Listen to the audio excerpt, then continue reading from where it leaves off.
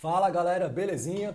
Sejam muito bem-vindos e muito bem-vindas a mais essa aula do canal do Ciência e Brisa.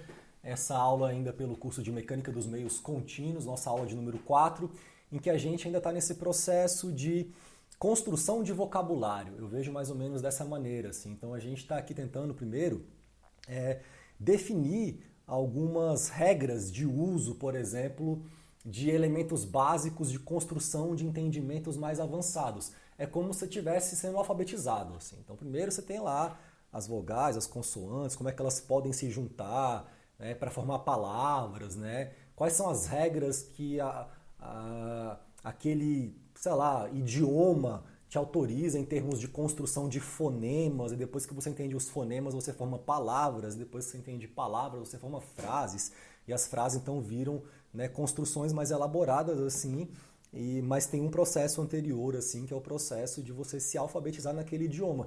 E aqui é um pouco parecido assim, né? Quando eu tenho tentado sempre trazer aqui nessas aulas iniciais a ideia de que a grande preocupação da mecânica dos meios contínuos é com generalidade. Ela quer coisas muito gerais, assim. Então ela quer ter assim algum tipo de construção matemática das leis da física que representam como meios contínuos se comportam, de uma maneira que valha para qualquer tipo de meio, por exemplo, sólidos, fluidos. Então, a busca por uma generalidade é uma característica estruturante da forma com a qual a mecânica dos meios contínuos usa esse repertório matemático. Então, assim, as aulas iniciais elas vão ficar realmente muito focadas ainda nessa questão de definir de maneira um pouco mais precisa, um pouco mais formal, essas entidades matemáticas que a gente vai utilizar para propor uma teoria bastante geral, e em termos das suas características também. Então a gente já viu, por exemplo, que existem grandezas físicas que possuem ordens tensoriais diferentes. Escalares são tensores de ordem zero, vetores são tensores de primeira ordem, e temos os de segunda ordem, terceira, etc. Sabemos que existem. Né? Por enquanto a gente entende esses tensores como formas da gente alocar informações que vão ser depois então utilizadas como recurso para descrever fenômenos físicos, assim, né? Mas existe mais do que a gente pode falar sobre tensores, por exemplo. Então, na aula de hoje eu vou começar tentando trazer, assim, ideias um pouco mais profundas sobre tensores de segunda ordem, e a gente vai, mais para frente, começar, inclusive, a fazer algumas especificações com relação aos tipos de tensores que existem. Tem tensores muito especiais, os tensores ortogonais, os tensores isotrópicos, que vão ser úteis, convenientes, interessantes, importantes em diferentes cenários e contextos abordados assim pela mecânica dos meios contínuos. Então, dito isso, vamos começar aqui já a entrar nos assuntos da aula de hoje, que é uma aula de introdução, mas que eu vou assim também tentar trazer aqui ao longo da aula um pouco mais assim de exemplo, porque às vezes fica muito também no campo daquela abstração pura. Parece que é uma aula de gramática quase, assim, uma aula de português, né? De análise sintática. E a gente quer também um pouco de física, né? A gente quer entender, assim, como que isso se aplica à nossa experiência, porque no fundo, isso aqui é uma linguagem que está a serviço de um entendimento mais profundo das leis da natureza. No fundo é isso, assim. Então eu vou também trazer aqui algumas questões filosóficas bem interessantes na aula de hoje. Eu vou trazer aqui o artigo do Einstein, né? Onde ele fala assim de maneira muito franca sobre o core, assim, o coração, a essência do que motivou ele nessa busca por uma forma geral de você propor a teoria da relatividade. Né? A gente conhece assim da história do Einstein, que é uma história bem famosa da física, de que ele propôs no início do século XX, 1905, por aí assim, ele falou sobre uma versão especial da relatividade, assim, que já chamou muito a atenção para as pessoas, porque ele já trazia essa ideia da relatividade mesmo, né, da percepção do tempo em função de como um observador se desloca. Até então a gente vinha assim construindo um discurso científico movido por um paradigma newtoniano, linear, do tempo como uma coisa separada do espaço e tal. E o Einstein traz essa questão assim de uma relativização de como um observador em movimento iria perceber o próprio tempo, que já é uma coisa grandiosa, mas ainda era uma versão assim que estava sendo apresentada matematicamente de uma maneira muito pouco geral, assim. E aí, grande parte do processo de vida do Einstein foi assim, o lance de tentar pegar a teoria da relatividade e generalizar. Esse foi o grande desafio mesmo, demorou muito tempo. Então tem esse artigo, né, de 1916 que ele fala um pouco sobre isso, que eu vou trazer para a aula de hoje, porque ele traz também elementos, né, que vão estar bem assim alinhados com a linguagem que a gente vai utilizar aqui nesse contexto da mecânica dos meios contínuos para descrever as coisas. Então vamos começar do começo. Essa lousa está mais ou menos pronta e eu vou assim dar zoom bem grande em pedaços da lousa e a gente vai andando pedaço a pedaço assim para a gente poder ir dissecando assim as ideias que estão aqui expressas. Então a primeira ideia que eu queria trazer para vocês ela diz respeito aos tensores de segunda ordem. Ainda estou lidando com esses caras especificamente, né? E tensores de segunda ordem para a gente vão ser interpretados como transformações lineares que transformam vetores dentro de um mesmo espaço vetorial. Então vão ser quantidades matemáticas que vão ser aplicadas a vetores e vão transformar esses vetores em outros vetores. Vão ser utilizados como elementos de transformação de vetores dentro de um mesmo espaço vetorial. Então um exemplo do que isso quer dizer do ponto de vista matemático é essa coisa bem simples aqui, né? Se eu pego um tensor de segunda ordem T, né, T dot A1, T escalar A1 vai ser igual a um vetor de B, que é diferente de A, mas também é um vetor que eu vou chamar de B1. O mesmo valeria também para A2, B2, sendo A1, A2, B1, B2, vetores genéricos quaisquer. Quando a gente olha para isso, a gente entende, né, que a gente sabe que um tensor de segunda ordem vai ter tipo dois vetores de base, com os quais ele vai poder operar em termos junto com outras grandezas. A gente sabe que um vetor, né, tem apenas um vetorzinho de base, então vai ter um pontinho ali entre o T e o A, esse pontinho vai levar a construção, a compactação de dois vetores de base, dos três que existem aí, num delta de Kronecker. Esse cara vai sumir, vai sobrar só um vetorzinho de base, ou seja, esse cara é um vetor, esse cara é um tensor de primeira ordem, isso daí a gente já sabe já. Agora, se eu defino que esse tensor, ele na verdade, ele é uma transformação linear, a transformação linear ela tem propriedades de transformação linear. E que propriedades são essas? Seriam as seguintes. Se eu aplico esse tensor T em cima de uma soma de dois vetores arbitrários, A1 mais A2, isso vai ser igual ao tensor T aplicado ao vetor A1 mais o tensor T aplicado ao vetor A2. Essa é uma característica, né, de uma transformação linear na soma. Como a gente já viu aqui que T escalar A1 é o próprio vetor B1 e T escalar A2 é o próprio vetor B2, então esse vai ser B1 mais B2.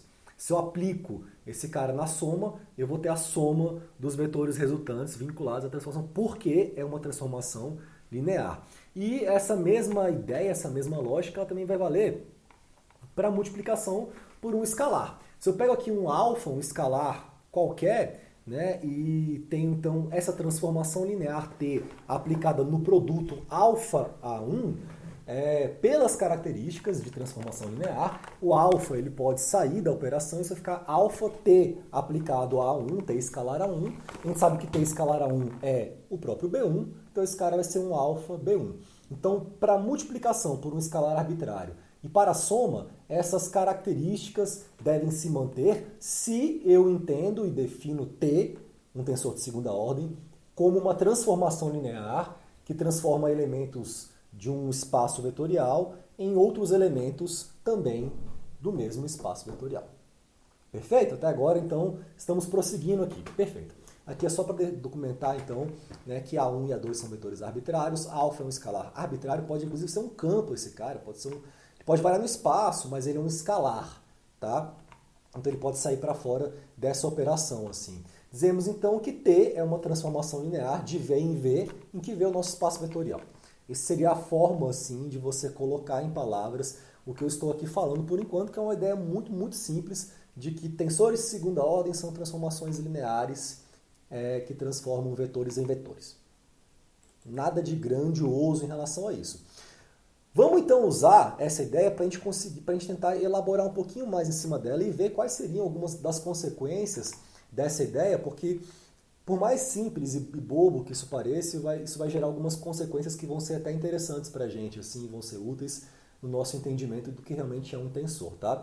Então, se a gente pensa em termos de tentar entender como que as componentes... Opa, acabou de cair aqui meu microfone, nem vi. Tô aqui falando um tempão com o microfone aqui embaixo. Vou ter que fazer uma edição depois de som nesse vídeo, mas enfim, vida que segue. Deixa eu só pôr aqui de volta, tá?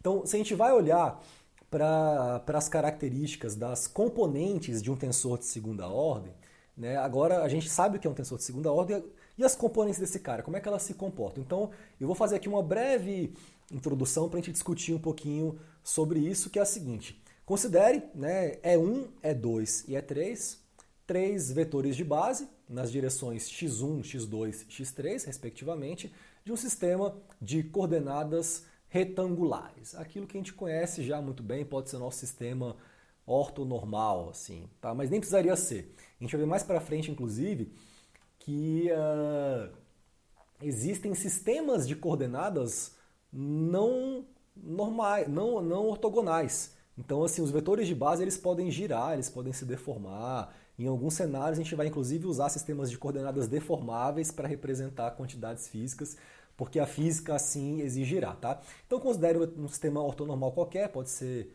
o que a gente já está familiarizado. As componentes de um vetor U qualquer, elas seriam dadas, evidentemente, por essa projeção, né? U escalar é 1, que seria o termo U1. U escalar é 2, que seria o termo U2. U escalar é 3, que seria o termo U3. Eu acho que eu vou aproveitar aqui e vou pegar a minha lousa, já que eu estou falando aqui, e pelo menos eu vou marcando assim, né, o que eu estou falando, acho que fica mais fácil, tá? Então a gente está aqui, esse termo seria o termo na direção 1, a gente tem esse termo aqui na direção 2, a projeção de U escalar é 2, e o mesmo na direção é 3. O que eu vou fazer agora, sim, é tentar entender como que eu posso representar as componentes de um tensor de segunda ordem em termos das componentes dos vetores que estão sendo transformados por ele, considerando que esse cara é uma transformação linear. Tá? Então considere agora um tensor T arbitrário, de segunda ordem. Então nosso T aqui agora ele vai ser arbitrário. Deixa eu pôr aqui vermelhinho. O tensor T é arbitrário. Esse cara é um tensor de segunda ordem, então a gente já sabe que ele é uma transformação linear que opera em três vetores. E para qualquer vetor U, a gente vai ter que V vai ser T escalar U. Essa foi a definição que eu comecei, né? De tal sorte que se eu penso em termos das componentes que eu pus aqui em cima, U1, U2, U3, né, essa transformação linear poderia ser então dada por V igual a T escalar, abre parênteses, U1 é 1, mais U2 é 2, mais o 3 é 3. Olha que interessante essa forma de escrever. Aqui já aparece já essa coisa da soma e aparece também a questão da multiplicação de um escalar qualquer por um vetor. Os vetores de base, né, são vetores e a magnitude de cada direção é um escalar arbitrário. Então, assim, as ideias de transformação linear já estão aqui vão ser usadas assim sob essa forma de representação, né, dessa transformação linear. Então, se a gente pensa agora em termos das componentes do vetor V, que aparece aqui em cima, então agora eu vou pegar V1, V2 e V3 e vou abrir bonitinho e ver como se relaciona com as componentes do tensor T e do vetor U, eu teria isso daqui, ó. Essa coisa bonita aqui, que já tem uma cara assim já de matriz, assim, tá? Então o que é isso daqui? Vamos ler linha por linha, vamos, né, se familiarizar com essa forma de escrever as coisas que eu quero representar aqui. Eu tenho aqui a componente de cada direção do vetor V, que vão ser dadas pelas projeções dos vetores de base em cima do vetor. E eu sei que o meu vetor V, aqui em cima eu defini ele como sendo T escalar U. Então aqui eu vou abrir esse cara, eu vou ter T escalar U, já pus aqui o 1 aqui embaixo, e esse cara seria o T escalar U, aqui seria o E1 vinculado a essa projeção E1 escalar V. Né? E aqui eu vou ter a mesma coisa para os outros termos na mesma ordem, porque lembra que aqui eu tenho o 1, o 2 e o 3, então eu vou ter também o 2, o 3 e é 3. E o mesmo vai então acontecendo sucessivamente para os outros termos. Aqui eu tenho o 1, aqui eu tenho o 2 aparecendo aqui eu tenho o 3 aparecendo aqui, e embaixo eu tenho a mesma questão, aqui eu tenho o 1, e aqui eu tenho t escalar é 1, aqui eu tenho o 2, aqui eu tenho t escalar é 2. Repare que eu estou usando aqui as propriedades de transformação linear. Quando eu passo esse u para fora e coloco ele lá no comecinho, eu estou usando essa ideia aqui, né, que é essa segunda propriedade da transformação linear. Essa aqui, ó, t escalar alfa a1 igual a alfa que sai para fora t escalar a1. Então essa propriedade está sendo aqui já considerada e a de cima também da soma.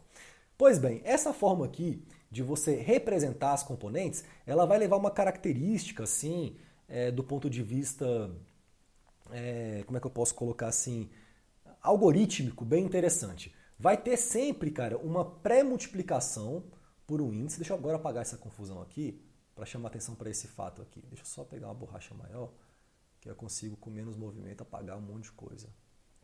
Tá só uma borracha estroboscópica aí piscando assim. Né? Se as pessoas tiverem epilepsia não vão poder assistir essa aula, mas pelo menos rapidamente eu apago aqui a minha confusão para poder chamar atenção para o que eu quero chamar. Senão fica muita confusão na tela e isso não é legal. Pois bem, então o que eu quero chamar atenção aqui é para o seguinte fato. Eu acabei de romper minha linha aqui, mas enfim, não tem problema.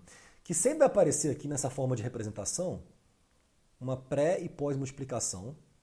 E esses caras vão aparecendo quando a gente olha para essa equação de uma maneira muito matricial. Ó. Se a gente pensa que o primeiro índice é uma linha e que o segundo é uma coluna, eu tenho 1, 1, eu tenho 1, 2, eu tenho 1, 3. Perfeito? Tem aqui a segunda linha, tem aqui a primeira coluna, e assim então a coisa vai acontecendo até a terceira linha e a terceira coluna. Essa pré e pós-multiplicação, ela vai assim ser muito útil para a gente entender como é que a gente faz, por exemplo, operações de produto escalar duplo. Então ela tem algum sentido e que vem da própria definição, né, de tensores como transformações lineares. Tá? Pois bem, qual que vai ser também a consequência desse fato aqui? Se a gente vai então escrever as componentes assim em notação indicial, a gente teria o seguinte. Primeiro eu tenho o vetor V, que seria VI, a componente VI. Esse cara, se eu pego essas linhas aqui de baixo, né, esse quadrado, e transcrevo essas três equações por uma versão compacta usando a convenção soma e a convenção de faixa, isso seria o J é I escalar o tensor T, escalar é J. Estou aqui nessa primeira linha aqui. Então, essa seria a forma de escrever o que apareceu aqui do lado. Em termos de 9 informações, eu compacto isso daí dessa forma usando essa belezura, essa maravilha que é a notação indicial. Esse tensor T, eu posso abrir ele em termos das componentes, assim também usando notação indicial. Posso pôr assim, TAB é A é B, por exemplo. Quando eu faço isso, repare que aqui automaticamente vai surgir uma questão interessante que diz respeito à ordem das operações. O primeiro vetor de base aqui, ele vai operar com o primeiro vetor de base aqui, e o segundo também vai operar com o segundo. Essa coisa da pré e pós-multiplicação, isso é equivalente a gente escrever também o seguinte, T, dot, dot, é I, é J. Isso aqui é equivalente. Essa forma de você organizar a operação de produto escalar duplo usando pré e pós-multiplicação de vetores de base, assim, ela vem disso daqui, tá? Então isso aqui seriam coisas meio que equivalentes. Pois bem, se eu faço isso e continuo aqui na minha equação, eu vou aparecer com dois deltas de Kronecker, delta IA, delta BJ. Vou usar as minhas propriedades de contração de índice e esse cara então vai ficar o J tal e J. Essa é a forma de você representar em notação indicial essa transformação linear. Pois bem, aqui então o que eu quero chamar a atenção, a ideia central é a seguinte, que a própria definição de um tensor de segunda ordem como uma transformação linear, que opera transformando componentes entre espaços vetoriais, nos leva a essa lei de transformação. Essa palavra lei de transformação a gente vai utilizar assim com muita frequência nesse curso aqui, porque a gente vai entender que o movimento é uma transformação. É uma transformação de configuração, que vai estar associada a um certo campo de velocidade, no qual esse meio contínuo esteja ali imerso. Então essa palavra vai aparecer com bastante frequência. O que a gente tem aqui é que um tensor de segunda ordem ele vai ser usado sempre que a gente vai buscando leis para transformar vetores em vetores, tá? E além disso, essas componentes do tensor de segunda ordem, né, que eu falei que elas podem ser expressas em termos desse produto escalar duplo, tal, dot, dot, E e EJ, isso aqui é você representar esse tensor em termos das componentes, porque automaticamente, quando você faz essa operação aqui, tal, dot, dot, E e EJ, você vai ter aqui o desaparecimento desse tensor de segunda ordem como tensor de segunda ordem. Isso vai dar um escalar no final. E esse escalar vão ser as componentes desse tensor de segunda ordem T. Beleza? Então, no fundo, essa conversa toda assim, ela traz pra gente assim, um entendimento um pouco mais aprofundado, um pouco mais formal, né, do que a gente está querendo realmente falar quando a gente pensa em termos de tensores de segunda ordem, e a gente já está agora consciente que esses caras vão ser entendidos, interpretados como elementos de transformação entre espaços vetoriais. Uma maneira um pouco mais geral de eu representar então tensores de ordem n no espaço 3D, e eu queria colocar isso aqui porque a gente está nessa fase inicial, definindo vocabulário, repertório, forma de falar sobre o assunto, é a seguinte: muitas vezes você pode ver um tensor de ordem n sendo então representado dessa forma aqui. Um nzinho aqui, np, então a gente põe às vezes em negrito esse cara para falar que esse cara é um tensor e n para falar que é um tensor de ordem n, porque aquela simbologia que eu uso bastante, que é muito conveniente numa lousa, quando você está lá colocando aquela equação, os termos, e aí você põe 2 barras embaixo para falar que é tensor de segunda ordem, 3 barras embaixo para falar que é de terceira ordem, isso às vezes você não tem como representar isso muito bem em textos científicos, que é um negócio muito poluído assim, sabe? Então essa é uma forma muito compacta, muito elegante de você representar um tensor de ordem n, né? Aqui ele poderia então ser dado em termos das componentes, né? Aqui usando essa ideia no espaço 3D de somas que vão de 1 até 3, de índices K1, K2 até Kn, e que eu teria também n vetores de base, né, que eu poderia colocar aqui antecedendo as componentes também, que vão ser 3 elevado a n em termos de quantidade aqui. Tá? Então seria uma forma bastante geral de você representar tensores de ordem n de um modo bastante geral. Aqui, então, o número de componentes seria 3 elevado a n. E aí eu pus aqui uma foto do Einstein do lado, e eu queria entrar então um pouquinho nesse assunto, porque a gente é muito acostumado, né, num contexto de engenharia mecânica, de cursos de física clássica, quando a gente está nesse contexto da mecânica newtoniana, de Galileu, a gente sempre lida com o espaço como se ele fosse tridimensional, assim, né? E aí, sendo tridimensional, o número de componentes de um tensor de ordem n é de fato 3 elevado a n mesmo. Mas isso, por exemplo, não é verdade no contexto da teoria da relatividade, em que o Einstein propõe essa fusão de espaço e tempo numa estrutura contínua, que é o espaço-tempo, onde os eventos acontecem, e aí já teria um modelo de 4 dimensões. Então, um tensor de segunda ordem nesse espaço-tempo, ele teria 16 componentes e não 9, por exemplo. Então, pus aqui uma foto do Einstein que eu achei muito legal para falar essa informação de que nesse contexto a gente teria, né, quantidades diferentes de componentes, de entidades tensoriais, porque o número de dimensões não é mais 3, é 4, porque o tempo ele entra como uma dimensão intrínseca acoplada ao espaço. E aí eu queria então aproveitar, né, esse gancho assim, para trazer aqui algumas ideias vinculadas ao trabalho do Einstein, principalmente quando ele propõe assim uma forma de generalizar a teoria da relatividade. Eu fiquei até tarde ontem lendo esse artigo aqui, achando interessante, eu sublinhei algumas coisas assim, eu queria então compartilhar com vocês, porque vão ter aqui ideias, vão ter aqui informações que vão estar bastante associadas à mecânica dos meios contínuos. Tá? Então esse aqui é um artigo que ele é bem grande, tem 89 páginas, está com aquela fonte bem grande, você percebe até que ele vai citando já várias pessoas no começo, assim, né? Aqui ele põe o próprio Levi Cevita, né? Que eu falei que ele tinha realmente lido bastante do trabalho do Levi Cevita, quando eu introduzi então para vocês esse permutador de Levi Cevita, e ele cita explicitamente nesse artigo, porque esse artigo do Einstein, na verdade, eu acho que foi o grande desafio matemático da carreira dele, né? Foi um lance que, quando você vai ver assim os documentários, né, sobre a história da relatividade do Einstein e tal, a galera traz muito essa ideia de que o Einstein teve que se aperfeiçoar mesmo, assim, em estudar mais matemática mesmo, para conseguir lidar com as equações que ele precisaria utilizar para poder expressar as ideias dele numa linguagem mais geral. Então essa teoria da relatividade generalizada, ela na verdade ela é muito baseada em ideias muito semelhantes e parecidas àquelas que a gente vai utilizar aqui no curso de Mecânica dos Meios Contínuos. Então achei que seria interessante trazer como curiosidade algumas ideias que estão aqui, porque elas vão começar a aparecer aqui nesse curso, essas palavras, logo logo assim, e vocês vão começar a entender então um pouco melhor onde que essa coisa formal, densa, né, de generalização matemática, ela se encaixa com a física mesmo, tá? Então eu vou já partir aqui para algumas coisas que eu sublinhei aqui. E uma frase que ele fala logo no início, assim, que me chamou a atenção, ele fala o seguinte, que as leis da física, elas devem ser constituídas de tal sorte que elas continuem sendo válidas para qualquer tipo de sistemas de coordenadas que se movimentem de qualquer maneira.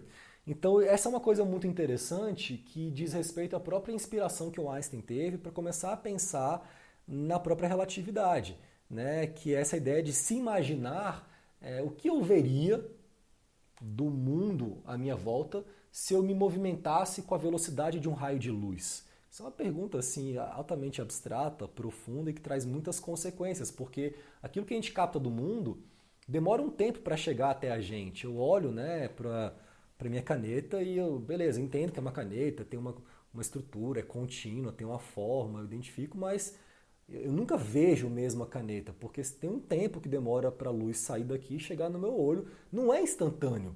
Eu estou sempre vendo, é claro que na nossa escala de percepção, né, na escala de percepção na qual a nossa consciência se forma, entende, interage o mundo, isso não gera nenhum tipo de problema, assim, né? Eu não me sinto assim o tempo inteiro deslocado do tempo do mundo que eu observo, mas no fundo é um pouco isso, porque a luz ela não tem uma velocidade de movimento infinita, ela é limitada. Então, se eu sou um raio de luz, se eu estou viajando, né, na velocidade de um raio de luz, o que eu vou ver? Se eu construo as leis da física, o meu entendimento, com base naquilo que eu percebo do mundo, né? E quando eu falo ver, não é só a questão assim da luz, é do som também. O som demora um tempo para chegar, muito mais tempo na verdade. Então eu estou sempre escutando um pouco o passado, assim. Cai um raio ali, bum, aí eu vejo assim um clarão. Aí demora um tempo, vem um som, né? Então eu estou ouvindo um som do passado porque tem um tempo que a informação viaja no espaço. Né, minha consciência que percebe os fenômenos e que formula relações de causalidade entre eles para entender o que aconteceu, né, e por que aconteceu, e o que aconteceu primeiro que levou àquela consequência, ela depende de um se situar no mundo e tem escalas de tempo. Essa frase é muito forte, quando ele fala que as leis da física elas devem ser, né, formuladas, postuladas, constituídas de tal sorte que elas continuem sendo válidas para qualquer tipo de sistemas de coordenadas se mexendo de qualquer jeito. Isso é uma informação muito forte. E o que a gente vai ver aqui, muito nesse curso, é que vão existir tensores que vão ser construídos com o objetivo explícito de serem aplicados em cima de vetores para finalidades de levar esses vetores a outros sistemas de coordenadas que podem estar girando, que podem estar se deformando, e tem uma forma matemática de fazer isso. E mais do que isso, tem uma forma de matemática de checar se essas leis de transformação estão violando enunciados ou princípios ou formalismos das próprias leis da física. Então é uma informação muito forte. Vamos avançar um pouquinho mais para o que ele fala aqui. Mais para frente que eu sublinhei que eu seria interessante. Tem muitas ideias profundas nesse artigo, é um artigo bastante filosófico, um pouco denso, né? E aqui ele fala então em um ponto que é o seguinte, ele vai introduzir, né, no espaço, onde ele vai colocar lá o campo gravitacional, um sistema galileano de coordenadas que ele vai chamar de K, né, que é a função de x, y, z e t, já no espaço quadridimensional. E um outro sistema, K', que é a função de x', y', z' e t', que está rodando uniformemente relativo a K. Você não faz a menor ideia do que o Einstein quer fazer com isso, mas você está entendendo assim que existe uma preocupação do Einstein de que as leis da física elas sejam invariantes com relação a mudanças de sistemas de coordenadas, e ele está aqui já começando a construir matematicamente e definir que vão ter dois sistemas de coordenadas e que um vai estar girando em relação ao outro. Então ele já vai começar a tentar trazer aqui para esse artigo uma ideia que a gente vai trazer muitas vezes aqui ao longo desse curso, que é a ideia de transformação ortogonal, que eu já pretendo começar a explorar com vocês na próxima aula e que tem a ver com essa questão da rotação de um sistema de coordenadas em relação ao outro. Então, se eu sou um observador que estou observando um fenômeno físico e eu capto o fenômeno, assim, a minha percepção é essa, e eu então começo a girar e o fenômeno continua acontecendo, o fato de eu estar girando não tem que ter assim consequência sobre o que pode ser dito sobre o fenômeno. Isso é um problema do observador. As leis da física devem permanecer invariantes. Vão captando essa ideia. Isso aqui é o coração da busca de uma vida assim do Einstein, assim, que foi, né, a generalização da teoria da relatividade especial. Assim. E vai usar muitas coisas que a gente vai usar aqui em meios contínuos. Por isso que eu achei legal trazer isso aqui para vocês hoje também, como curiosidade. Assim, eu acho que cabe bem nesse momento assim, ainda inicial do curso. Tá? Vamos mais para frente, para o que mais que eu sublinhei aqui que eu acho que pode ser relevante. Então ele fala o seguinte, que de modo geral as leis da natureza são expressas por meios de equações que são válidas para, né, quaisquer sistemas de coordenadas, ou seja, que são covariantes para todas as transformações possíveis. Essa palavra covariante, ela vai aparecer aqui nesse curso algumas vezes, tá? Então, nesse momento, assim, ela vai vir como uma palavra que vai estar associada à transformação, ou melhor, assim, a possibilidade de uma não ortogonalidade do meu sistema de eixos que descreve o fenômeno. Geralmente, a gente está muito focado em sistemas ortonormais, tudo muito bonitinho, paradinho, direitinho, né? E aí você vê o fenômeno, ele descreve, tem um ponto P que está aqui, mas esses sistemas assim de coordenadas, eles não precisam ser ortonormais. Eles podem ser não ortogonais, inclusive, ter ângulo entre eles podem estar girando, né? Então existem transformações que a gente chama de covariantes ou contravariantes que vão estar associadas a essa ideia. Eu até trouxe aqui uma informação que eu peguei assim bem simples do Wikipedia. Aconteceu um barulho aqui rapidinho, o que foi? Só um segundo. Vocês estão me ouvindo agora ou não?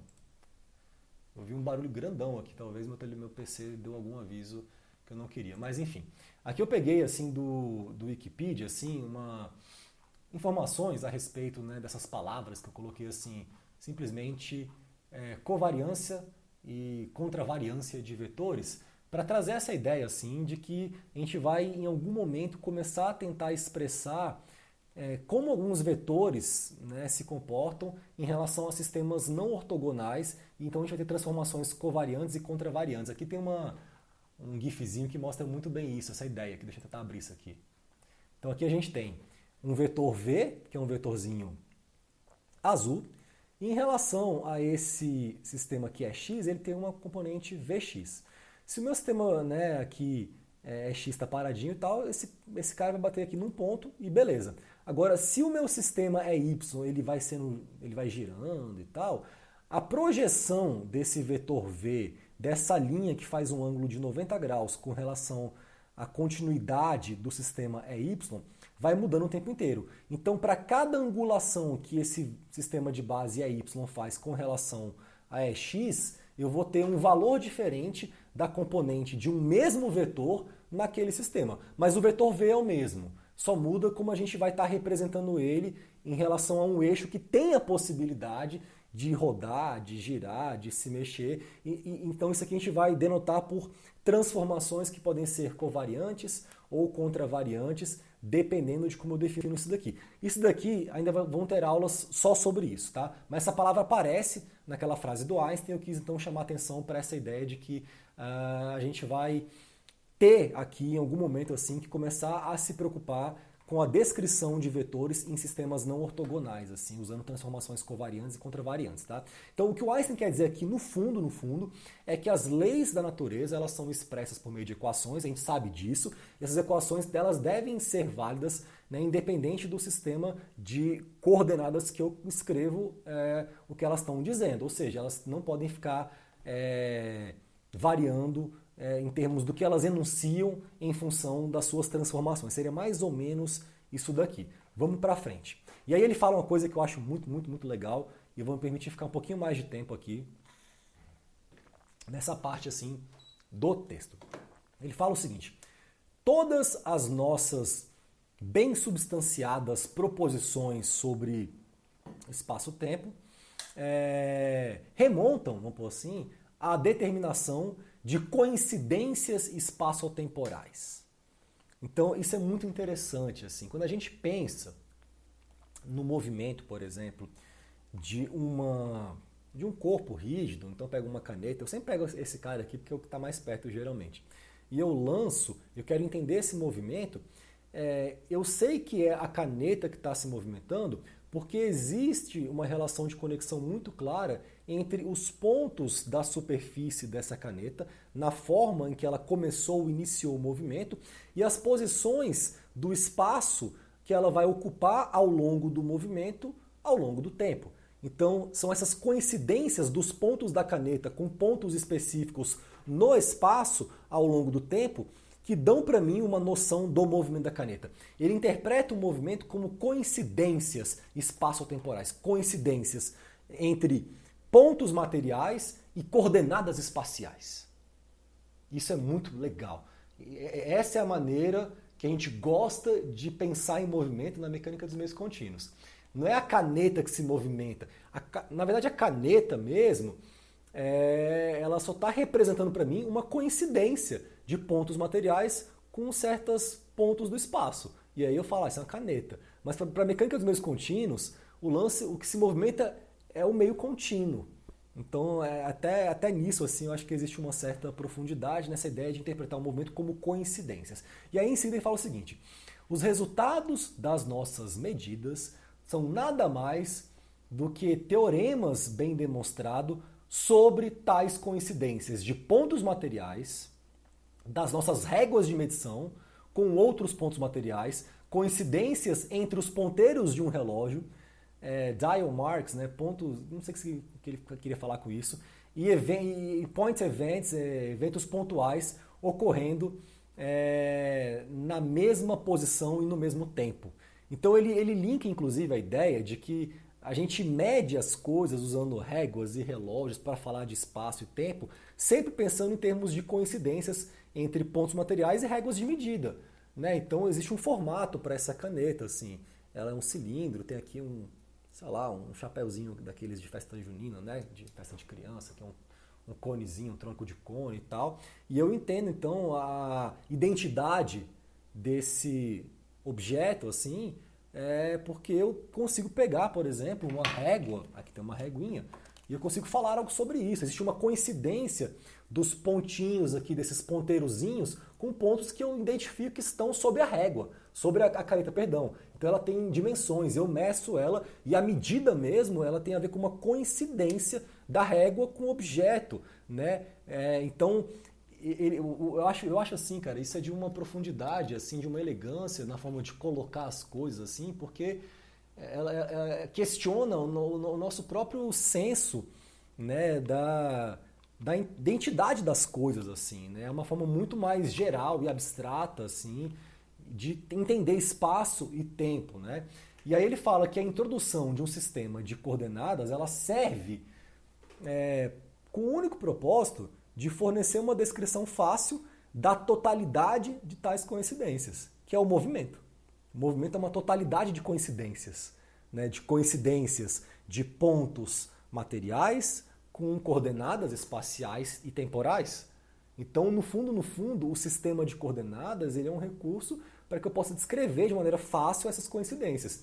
E ele fala em seguida, a gente ajusta ao mundo as nossas variáveis espaçotemporais, que ele chama de x1, x2, x3, x4, que seria já o tempo, de tal sorte que para qualquer e todo evento pontual, a gente tem uma correspondência de um sistema de valores de x1, x2, x3, x4. Né? Dois eventos pontuais coincidentes correspondem ao mesmo valor das variáveis x1, x2, x3. Ou seja, a coincidência é caracterizada por uma igualdade de coordenadas. Se o fenômeno, se o movimento, ele na verdade nada mais é do que uma totalidade de coincidências, né, a gente vai falar que dois eventos são iguais quando há uma igualdade das variáveis dos sistemas de coordenadas em descrever esse mesmo evento. Então ele está aqui trazendo a ideia de que o evento acontece e a minha capacidade de falar sobre esse evento ela deve ser independente de como eu escolho o meu sistema de coordenadas para expressar essa totalidade de coincidências, né, entre entidades, elementos materiais e coordenadas espaço-temporais. Tá? O propósito de todas as leis da física é permitir, allow us to remember, é nos permitir lembrar tais coincidências. Não existe nenhuma razão a priori para a gente preferir um certo sistema de coordenadas a outro. Né?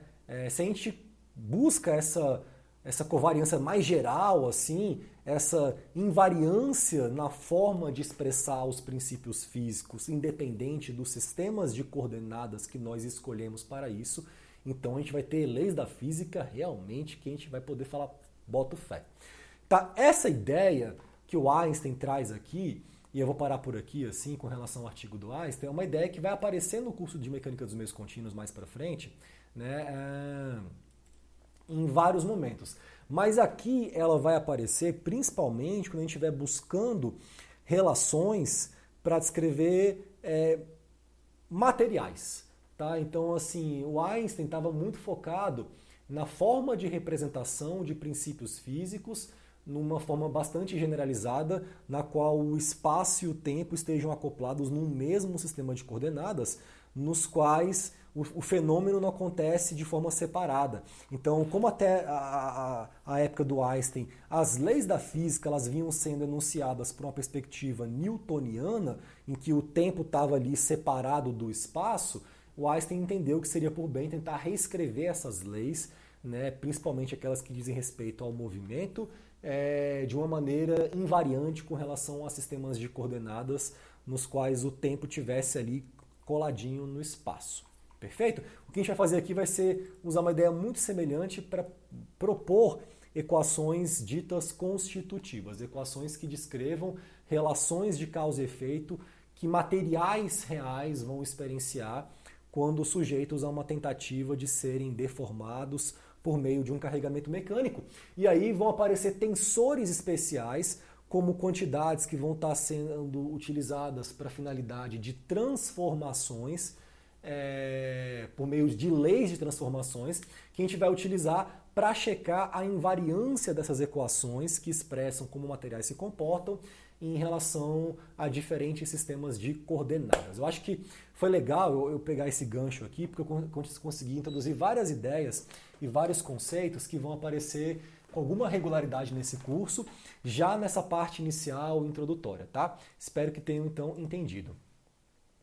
Aqui eu quero então apresentar uma outra característica de tensores de segunda ordem, que é o traço de um tensor de segunda ordem, né? Que vai ser uma quantidade que a gente vai utilizar com bastante frequência no nosso caminhar aqui, nessa nossa busca, né, por coisas bastante gerais. E o traço a gente aprendeu a princípio que esse cara estaria associado à soma das componentes diagonais de um tensor de segunda ordem, só que a gente vai mostrar isso aqui de uma maneira diferente. Quando você fez lá o teu curso de introdução à álgebra linear, né, e o cara dá a ideia de traço, ali aquela álgebra linear, assim, ela é muito um lance de álgebra matricial, né? E a ideia assim, de uma matriz é uma ideia menos geral do que a ideia de um tensor. Uma matriz é uma forma de representação útil de um tensor de segunda ordem, mas tensores são muito mais do que simplesmente matrizes. Eles têm características, propriedades, são usados como, né, elementos de transformação de outras quantidades. E então, quando você viu isso em álgebra linear, a ideia de traço pela primeira vez, espero que tenha visto, assim, porque é normal de um curso de álgebra linear assim, quando você aprende o traço, você aprende geralmente o traço de uma matriz 3x3, que é aquela sominha lá, né, A11 mais A22 mais A33, a soma dos elementos da diagonal. Aqui eu vou mostrar o traço de uma outra maneira e vou falar inclusive sobre algumas propriedades, algumas características que vão surgir em função dessa definição. Eu vou definir o traço de um tensor como sendo o produto escalar duplo de um tensor muito especial, que é o tensor identidade, que a gente já viu esse cara aqui, né, o tensor identidade, que ele pode ser escrito em termos do nosso operador delta de Kronecker, e dot dot t. Essa vai ser uma forma de definir traço. Aqui a gente também poderia trocar essa ordem aqui, né, para t dot dot i. Isso aqui porque t é um tensor isotrópico. A gente ainda vai ver isso mais para frente, tá? O que são os tensores isotrópicos? Eles são muito importantes para a gente, mas também poderia aqui, a princípio, ser também trocado em termos de ordem, tá? Em notação inicial, como é que a gente poderia abrir esse cara? Eu vou aqui dar um zoom um pouco maior para ficar melhor de ler, e a gente vai então focar no pedacinho da tela que nos interessa. T dot dot i, isso seria TLM, EL é M, então a gente repete aqui os índices, dot dot a gente escreve, e a forma de você escrever, né, o tensor identidade aqui é em termos do nosso famoso delta de Kronecker. Então teria delta AB é A e B. Eu sempre vou assim escrevendo essas operações meio que sem repetir os índices, porque aqueles que tiverem que se repetir vão se repetir meio que naturalmente no processo de contração, usando as propriedades do delta de Kronecker. Tá? Quando eu faço isso, eu vou ter então TLM. Aqui vai ter então Aqui repare que a gente já está usando aqui aquela ideia. Deixa eu pôr a minha borracha estroboscópica um pouquinho menor. Aquela ideia que vai aparecer aqui de pré e pós-multiplicação, ela vale também, uma forma tipo mnemônica de você realizar operações de produto escalar duplo, é você pegar o primeiro com o primeiro, o segundo com o segundo. Então esse aqui vai ficar L com A, vai aparecer um delta LA. Aqui vai ficar M com B, vai aparecer um delta MB. E aqui tinha já um delta AB, que já era a própria forma de representação do tensor identidade. Então vai ficar um monte de deltinha com índices que se repetem, né? Aqui eu acho interessante a gente observar o seguinte. Que quando isso acontece, eu tenho um monte de delta que se repete, se L vira A e A também vira B, esses dois caras aqui eu posso pegar e transformar eles num delta LB. Que é o que eu fiz aqui. Ficou só um, delta LB. O outro estava aqui já, delta MB. Continua aqui. Aplicando a mesma lógica para esses dois deltas que aparecem também aqui, ó, delta LB e delta MB, o B se repete, esses caras podem virar um delta LM. Então, no final das contas, o que é L vira M, eu vou ter aqui a contração, vai ficar TLL. Então, quando você observar isso daqui, um tensor de segunda ordem com índice se repete, isso aqui é o traço dele. Né? Você pode repetir esses caras em termos de representação de componentes de um tensor, até mesmo a gente sabe que se não tiver nenhum vetor de base, né? Então tal e j, isso aqui não é o tensor T, isso aqui são os componentes dele. Né? O tensor T teria isso aqui, é I, é J. Então, rigorosamente, quando a gente coloca aqui tal LL, esse cara não tem vetores de base, esse cara de fato é um escalar que está associado a componentes do tensor T, mas não são quaisquer componentes, vão ser as somas das componentes diagonais. Esse cara vai ser T11 mais T22 mais T33, que é aquilo que a gente já sabia da álgebra linear para matrizes 3x3, tensores de segunda ordem, né? A soma dos termos diagonal. Isso vai ser muito útil, por exemplo, quando eu estiver interessado numa definição legal de pressão, né? Pensando em termos de mecânica dos fluidos, porque a pressão ela é uma quantidade física muito interessante, assim, ela representa as tensões normais compressivas que atuam no meio, né? Então, se são tensões normais, elas vão estar sendo sempre distribuídas em direções que vão estar alinhadas, né, com aqueles planos de aplicação. Então, quando a gente usa aquela representação do estado de tensões de um meio contínuo em termos daquele tensor de tensões que tem 9 componentes, que pode ser alocado matricialmente num esquema 3x3, né? A gente sabe que os termos da diagonal são termos que têm o mesmo plano de direção, isso tem a ver com pressão, então a gente vai entender de repente mais para frente a pressão mecânica que atua num fluido em movimento como sendo uma média do traço do tensor de tensões, a menos no sinal de menos, porque a gente tem que especificar no caso de um fluido, né, essa natureza normal compressiva, porque um fluido não pode ser tracionado, ele não tem elasticidade para isso, né? Então, menos 1/3 do traço do tensor de tensões é uma excelente definição de uma pressão mecânica num escoamento. Né? Essa ideia aqui, por exemplo, que eu falei da pressão mecânica e tal, ela é muito interessante, porque no caso de um fluido, a gente também tem uma outra visão dessa coisa, que é a ideia de uma pressão termodinâmica mesmo. Né? Quando a gente aprende termodinâmica e pressão, uma propriedade intensiva, que se ela é independente da temperatura, por exemplo, que é uma realidade para substâncias puras, na ausência de mudança de fase, eu defino um estado termodinâmico, né? E aí, então, se eu tenho uma massa específica, uma temperatura, eu tenho uma pressão daquele material. Então, pressão também aparece como uma propriedade termodinâmica e na mecânica dos fluidos também como uma característica mecânica, né, de movimento, de distribuição de tensão. Você vai perceber mais para frente que dependendo de como o fluido se movimenta, você pode ter uma diferença, cara, entre a pressão mecânica e a pressão termodinâmica num ponto do escoamento, que é uma questão bastante interessante, né, que eu vou deixar aqui como curiosidade para vocês depois pesquisarem a diferença entre a pressão mecânica e a pressão termodinâmica num contexto de mecânica dos fluidos. Né? Isso vai acontecer sempre que eu estiver muito fora do equilíbrio termodinâmico, né, escoamentos muito rápidos, em altas frequências, né, contextos de repente supersônicos, isso pode realmente acontecer de fato. Tudo isso para falar que o traço de um tensor de segunda ordem ele tem aplicações reais nos nossos processos de construção de entendimento físico de coisas que de fato existem.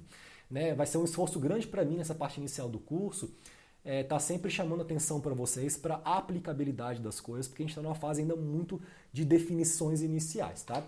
Pois bem, o que eu quero fazer com esse cara aqui? Eu quero mostrar aqui também para vocês uma identidadezinha bem legal que vai surgir dessa definição de traço e tal, e que a gente vai utilizar para definir também o módulo ou a norma de um tensor de segunda ordem, que é uma coisa bem legal. Então vamos dar aqui um zoom na tela e vamos passar linha por linha, com isso eu quero mostrar para vocês. Tá? A ideia aqui é eu tentar avaliar esse cara aqui, o traço de T escalar T, perfeito? T escalar T, né, é um produto de T por ele mesmo. Tá? Isso continua sendo um tensor de segunda ordem, como a gente vai ver mais para frente, porque isso aqui é um produto escalar simples e não duplo. E eu quero tirar o traço desse cara. Então a primeira coisa que eu vou fazer é verificar quem é T escalar T em notação inicial. E depois eu tiro o traço. Vamos pegar T escalar T. Coisa bem simples mesmo. T escalar T, eu vou escrever assim. T AB é AEB. Eu sempre escrevo os índices na ordem que aparece. Escalar T, CD, EC, ED. Perfeito? Aqui, como eu não tenho uma operação de produto escalar duplo, é simples, o produto escalar simples, ele é na ordem que aparece. Então, o primeiro cara que aparece antes do pontinho é o B. O primeiro que aparece depois é o C. Então, vão ser esses dois caras que vão ser operados entre si. Né? Diferente, por exemplo, que eu teria se eu tivesse aqui um outro produto escalar. Aí aqui é primeiro com primeiro, segundo com segundo. Não é o caso quando é um produto escalar simples, tá bom? Então aqui eu vou ter essa contração de B com C, vai aparecer um delta BC, o que é B vira C, continua sendo um tensor de segunda ordem, é A, é D, tem dois vetores de base.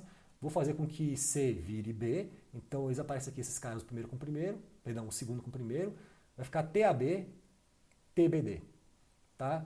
Então eu tenho dois índices que se repetem, índices mudos, e tenho dois índices livres, tensor de segunda ordem, perdão, esses aqui são os livres, tá? Tensor de segunda ordem. O traço não é I dot dot o tensor? Então eu vou fazer agora I dot dot T dot T, para ver o que seria o traço de T dot T. segundo a definição que eu acabei de mostrar aqui de traço. Tá? Isso vai ser ΔKL, EK, EL, dot, dot, então eu vou ter primeiro com primeiro, EK vai operar junto com EA, isso vai dar origem a um ΔKA, que é esse cara que aparece aqui, beleza? EL é o segundo, opera junto com ED, isso vai dar origem a um ΔLD, que é esse cara que aparece aqui. O ΔKL original, esse primeiro carinha, já é o tensor identidade. Eu usei, né, índices diferentes dos índices do tensor T.T. Então aparece aqui ΔKL. Temos 3 deltas, KL, KA, LD. Então, KL, KA, o que é A vira L. Só que também tem LD. Se o que é A vira L e o que é L vira D, o que é A vira D. Parece aquelas questãozinhas de lógica aristotélica que você aprende assim quando você é jovem, uma jovem criança aprendendo Aristóteles assim, né? Enfim, isso daqui então eu vou fazer minha contração de índice, eu vou ter TAB, BD, o que é A vira D, vai ficar então TAB, TBA. TAB, TBA. Esse cara aqui, TAB, TBA, ele é bem interessante, porque agora B repete e A repete. Os dois índices são índices mudos, eu tenho 0 índices livres, o que significa que esse cara é um tensor de ordem 0 ou um escalar. Tenho T, dot, dot, T transposto. Aqui é T transposto, né, tem esse Tzinho aqui para indicar que é transposto, porque a ordem aqui é AB e aqui a ordem é BA. Então isso mudou, perfeito? Agora, se eu estiver num contexto em que esse T seja um tensor simétrico, né? T dot dot T transposto é a mesma coisa que T dot dot T. O que eu quero falar com isso daqui? Isso.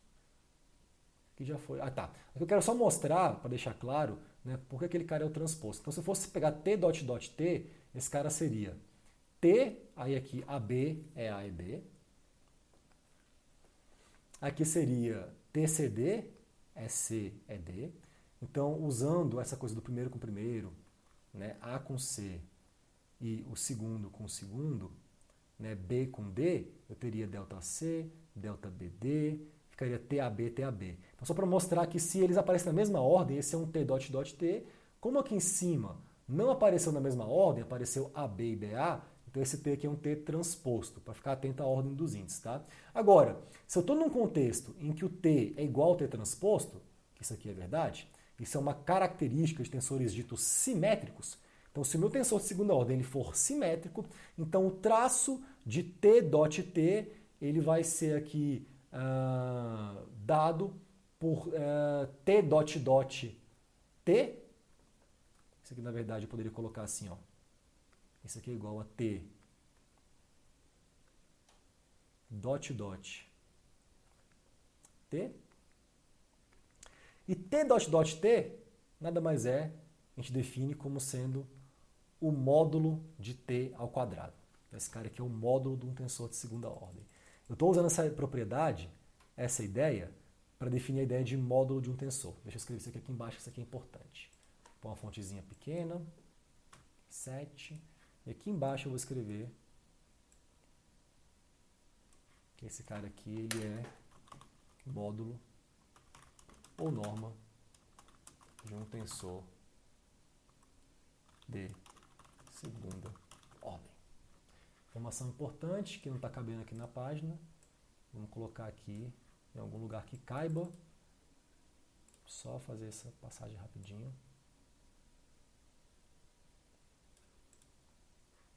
E aí o que eu vou fazer? Eu vou apagar isso daqui, ó. Minha borracha, quando está nesse zoom, ela não fica estroboscópica não, ela fica bem comportada. Deixa eu apagar isso daqui. Vou sublinhar isso daqui. E vou então definir que esse cara aqui, tudo isso daqui, vai ser o módulo ou norma de um tensor de segunda ordem. Essa ideia é bem interessante, assim, porque às vezes você quer saber a magnitude desse tensor de alguma maneira, né? A gente usa muito essa ideia de módulo ou magnitude para vetores, assim, né? o cara está a uma velocidade de 100 metros por segundo, assim. Não falou em que direção que é, mas dá uma noção se está rápido ou se está devagar, assim. A gente não usa muita ideia, assim, a norma desse tensor de segunda ordem é tanto. E a gente poderia também utilizar isso. Por exemplo, você quer saber, sei lá, você tem um tensor de tensões, né, associado a um carregamento combinado que você aplica no material e você quer saber, assim, quer ter um campo de cores dessa distribuição de tensão. Isso é muito comum, por exemplo, nesses programas assim, SolidWorks, né, programa de modelagem 3D. Você desenha uma peça, aplica um carregamento, aí põe um campo de cores. Esse campo de cores, assim, quando a gente pensa em termos de campo de tensão, o que eu estou plotando ali é o campo da norma do tensor. Porque o tensor tem 9 componentes, tem x, y, né? Se eu pego uma barra e torço, eu vou ter em cada ponto ali um valor de sigma xx, de sigma xy, de sigma xe, sigma yx. Vou ter 9 campos possíveis para cada componente. Vão ter certos tipos de carregamento que vão gerar mais torção, alguns vão gerar mais flexão. Então, internamente, na estrutura de um material, tipo sólido, por exemplo, essa representação de um campo de tensões, quando ela vem assim, campo de tensão colorido, isso já é a norma, isso é um módulo. Então, o módulo de um tensor tem essa utilidade de dar para você uma informação do quão grande ou pequeno são as componentes daquele tensor ali. Quer saber o módulo, você pega então, tira o traço do tensor multiplicado escalarmente por ele mesmo, ou então você faz I, dot, dot, abre parênteses, T, dot, T. Isso aqui seria uma forma de tirar a norma de um tensor de segunda ordem, tá bom? Tem várias formas, na verdade, assim, né? Você poderia também pegar e colocar assim, T, dot, dot, T, e aí você tira a raiz, por exemplo, para tirar... desculpa, galera, tem só um detalhezinho aqui, uma besteirinha. Módulo ou norma, aqui, desculpa, um grande erro, vacilo, que é ao quadrado. Agora sim, ao quadrado. Pronto, agora fica bem mais legal. Esqueci disso. Então, se você fosse tirar realmente o módulo, teria que tirar uma raiz quadrada, tá? Para você ter tipo esse cara aqui. Esse aqui é o módulo ou norma ao quadrado. Perfeito? Então, definimos já componentes de tensores, né? Falamos um pouquinho sobre tensores isotrópicos, norma. Vamos prosseguir aqui. Aqui também eu quero trazer para vocês assim uma ideia, ainda muito preliminar, para a gente representar componentes de tensores de ordem mais alta, tá? Só para a gente poder assim se situar em relação a como fazer esses produtos escalares de ordem mais alta em termos mnemônicos de ordem de componentes. Então, se eu tiver um tensor de terceira ordem, seja B, um tensor de terceira ordem, eu representaria esse cara com componentes B, LMN, EM, L, perdão, EM, EN, bem nessa ordem que aparece aqui, né? Então, LMN, aqui LMN, nessa ordem que aparece. Se eu quero saber as componentes de B, eu faria simplesmente um produto escalar triplo de vetores de base diferentes, EI, EJ, EK, pelos vetores de base EL, EM, EN, para ver quais seriam, evidentemente, os deltas de Kronecker que iriam surgir. E aqui, sempre que tiver vários pontinhos, 2, 3, 4, e você pode ter produto escalar triplo, quádruplo, quíntuplo de ordem N, você vai pegando na ordem que esses caras aparecem. Fazendo isso, vão aparecer aqui 3 deltas de Kronecker e L, JM, KN, fazendo as contrações, recupera B e JK. Então isso aqui é uma coisa bastante intuitiva, que vai te dar um direcionamento para você saber qual é a ordem de operar entre esses caras em operações de produto escalar de ordem superior. Aqui uma ideia análoga para o tensor de quarta ordem, a gente usa bastante tensores de quarta ordem quando a gente quer falar de modelos constitutivos, principalmente quando a gente quer deduzir Navier-Stokes. A gente vai ter que utilizar um tensor de quarta ordem para isso, que vai ser bastante legal. Então, se eu tenho um tensor de quarta ordem, por exemplo, BLMNO, eu coloco aqui as minhas componentes do vetor de base na ordem. E se eu quero saber, então, quais seriam as componentes IJKP, uma forma de fazer seria você fazer uma pré-multiplicação de produto escalar duplo por B de E e EJ, os dois primeiros, e uma pós-multiplicação dos caras que vêm depois. E aí você, então, usando essa ideia e quebrando essa operação de produto escalar quádruplo em duas operações de produto escalar duplo, você teria o seguinte: os dois primeiros com os dois primeiros, então é I é J e aqui é LM, e aqui dentro você vai operar primeiro com primeiro e segundo com segundo, né? E depois os dois últimos, NO, com os dois últimos KP. Isso aqui são forminhas de você executar esse tipo de conta e não se perder no final das contas, porque quando você fizer isso e fizer as devidas contrações aqui, você vai ter um monte de delta de Kronecker, no caso 4, então I com L, delta e L, J com M, JM. Aqui depois no final é N com K, NK, O com P, OP. E se você fizer as devidas contrações, no final você tem que provar, evidentemente, que B IJKP é igual a B IJKP. Então, no fundo, né, esse passo aqui, o resumo da obra assim, dele é o seguinte, velho, que essas regras de pré e pós-multiplicação dos vetores de base, para fins de obtenção de componentes de tensores de ordem mais alta, você pode utilizar isso daí como uma forma mnemônica para você lembrar, então mnemônica tem a ver de memória, para você memorizar, lembrar qual que é a ordem que você deve fazer as multiplicações de índices dos vetores de base para a execução de operações de produtos escalares de ordem superior. Então tudo isso é uma coisa da gente ir organizando algoritmicamente a nossa cabeça para entender as ordens em que as operações devem ser feitas, porque a gente sabe, né, que existe uma regra para isso. Assim, tá? Perfeito. Aqui eu queria então passar para casa alguns exercícios para a gente poder meditar e pensar. E eu vou ler cada um com vocês, né, porque eu quero que vocês entendam o enunciado, para vocês pensarem direitinho e trazerem para mim até a próxima semana. Na verdade é o seguinte, esse daqui eu não vou pôr uma data ainda não.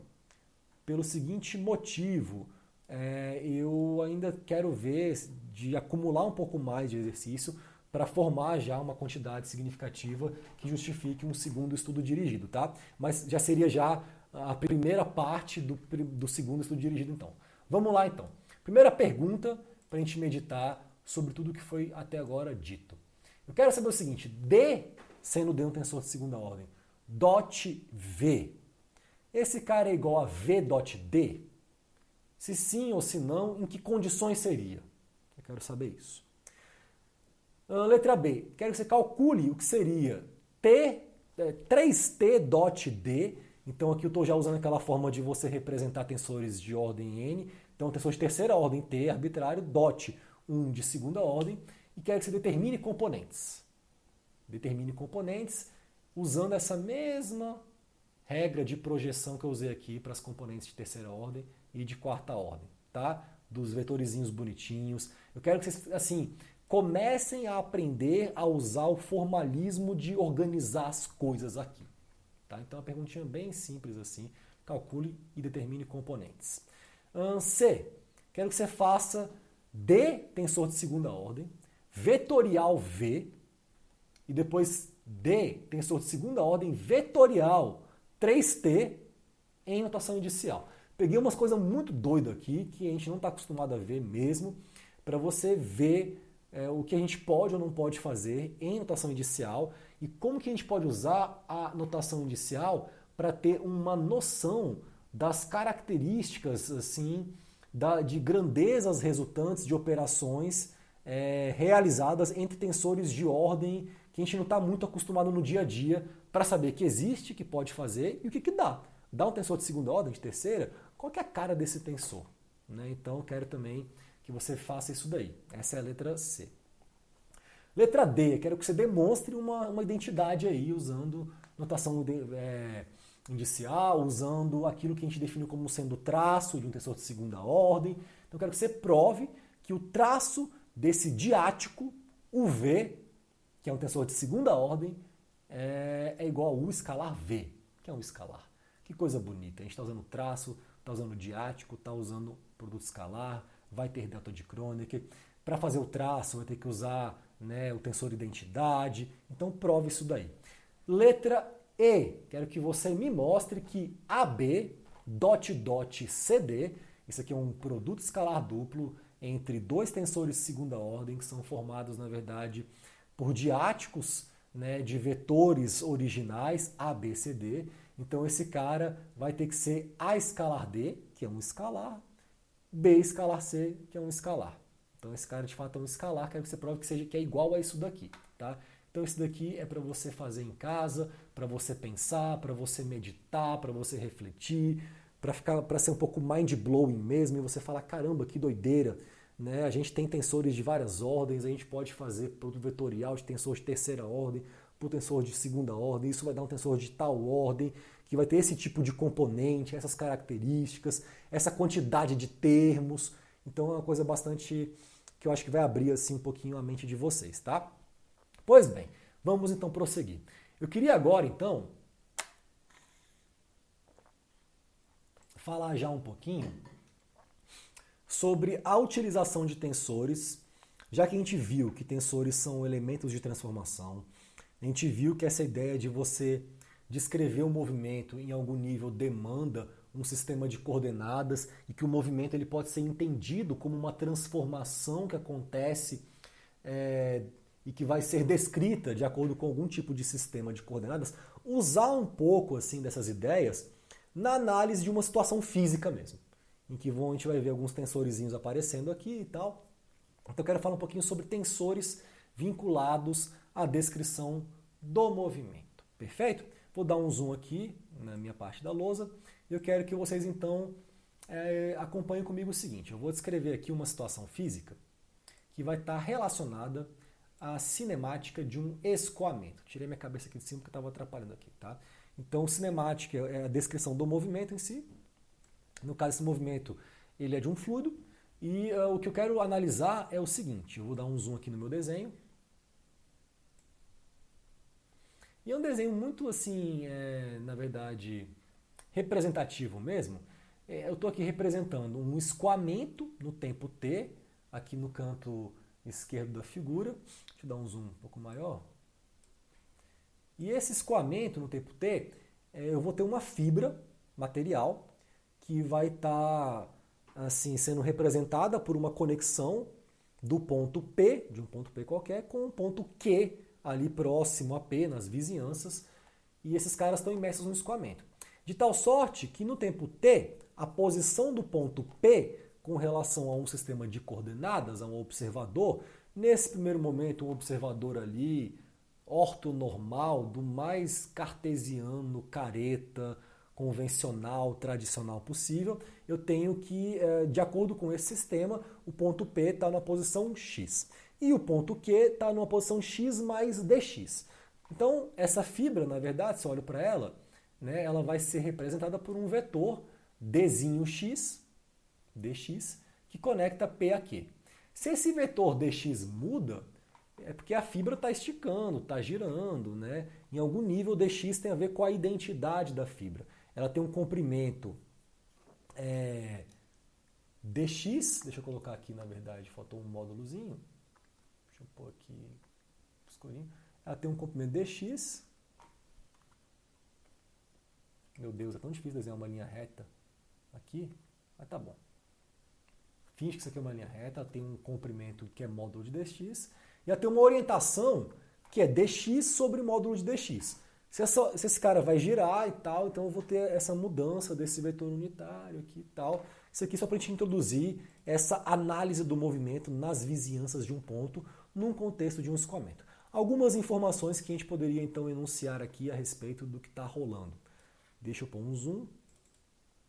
A primeira delas é o seguinte, a gente sabe que caso a velocidade relativa entre P e Q seja nula, ou seja, não existe velocidade relativa entre esses dois pontos, então essa fibra está se deslocando como um corpo rígido, né?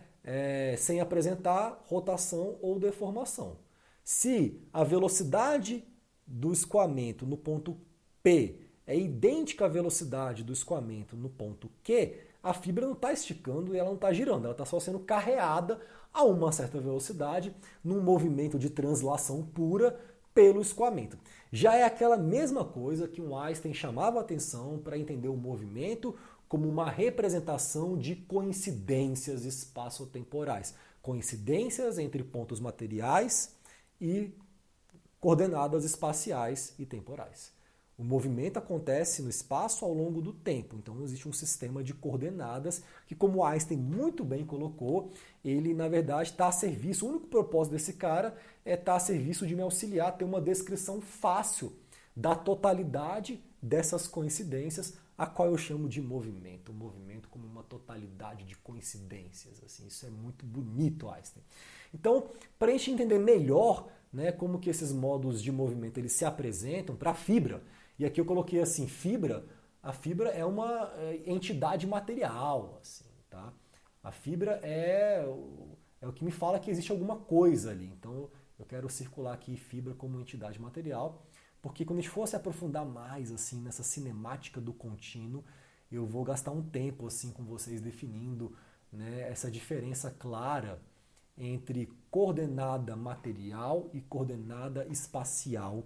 E a gente vai ver que existe uma transformação entre esses sistemas de coordenadas, né, que é uma transformação muito bonita que vai ser útil para a gente poder descrever então o movimento de uma maneira um pouco mais profunda. Nesse momento, nesse primeiro momento, eu quero que a gente simplesmente faça uma análise desse movimento dos pontos P e Q em termos do campo de velocidade do escoamento. Então aqui eu já puxo um gancho também legal, que eu quero linkar essa entidade material com o que acontece com o campo de velocidade. Então campo e matéria são coisas que remetem a essas traduções assim eulerianas e lagrangianas, né? Isso aqui é uma coisa que também vai ser muito presente no nosso contexto. Mas em termos do campo de velocidade, eu poderia propor uma coisa muito legal para vocês, que é uma ideia nova, que está aqui sendo então representada nessas equações muito loucas que eu vou então entrar em detalhes com vocês. Aqui eu quero falar o seguinte, que o campo de velocidade em x mais dx, que é esse cara aqui. Deixa eu colocar melhor aqui. Pronto. V em x mais dx no tempo t, ele vai ser dado, ele pode ser dado em termos do campo de velocidade V em x. Então, essa diferença entre o que está acontecendo em x mais dx em relação ao que está acontecendo em x, né? Isso aqui vai ser, na verdade, uma forma de eu tentar rastrear o que vai estar rolando com a fibra. Aqui eu vou usar uma ideia que eu vou roubar lá do cálculo 2, da série de Taylor, para mostrar como é que eu poderia representar correções associadas ao movimento, que no fundo vão estar vinculadas à deformação e rotação, usando a ideia de série de Taylor. Tá? Então a ideia da série de Taylor é você representar uma função contínua, e vejam que então a importância da gente estar aqui já muito consciente das consequências da hipótese do contínuo. Né? A hipótese do contínuo ela leva, na verdade, a uma consequência que é uma continuidade dos campos que eu vou utilizar para descrever movimento. Então, se o campo de velocidade é um campo contínuo, ele é uma função vetorial contínua. E se ela é uma função vetorial contínua, ela respeita propriedades de funções contínuas, e uma das consequências é de que eu posso representar, então, dentro de um certo range do comportamento dessa função contínua, como que ela se comporta nas vizinhanças de um ponto, em termos do que eu sei sobre ela próximo desse ponto, usando uma correçãozinha num contexto de série de Taylor. Só que aqui vai ter uma diferença que é fundamental, e que é muito elegante, e que é muito bonita, e que é muito típica da mecânica dos meios contínuos, que é o fato de que eu não vou estar lidando com coisas escalares, eu vou estar lidando com vetores. O campo de velocidade, é o vetor velocidade.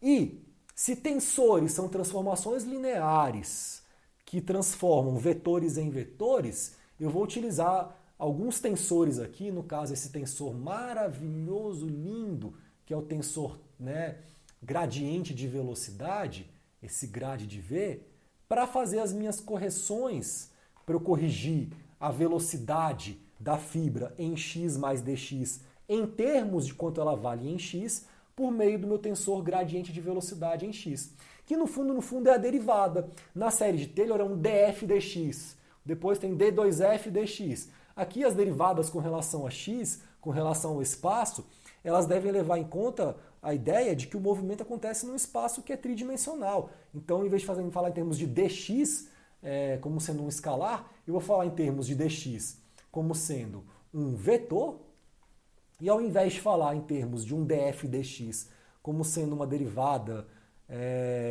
escalar, eu vou falar em termos de um gradiente.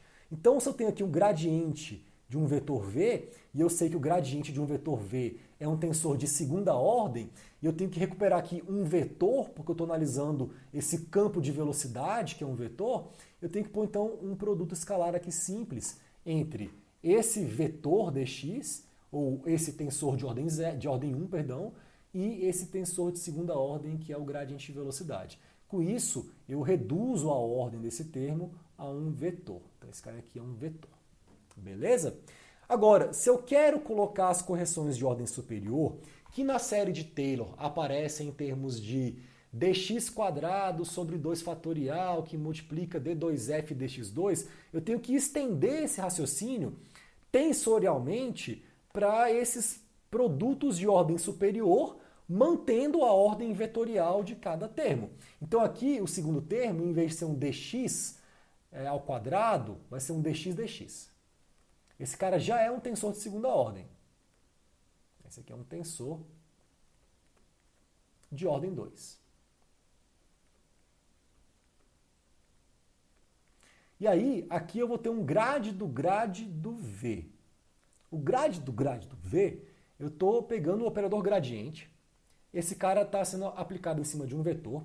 A gente já viu que quando isso acontece, ele aumenta a ordem tensorial, ele leva esse cara, o resultante disso vira um tensor de segunda ordem. Aqui eu estou fazendo no grade do grade de um vetor. Então esse cara é um tensor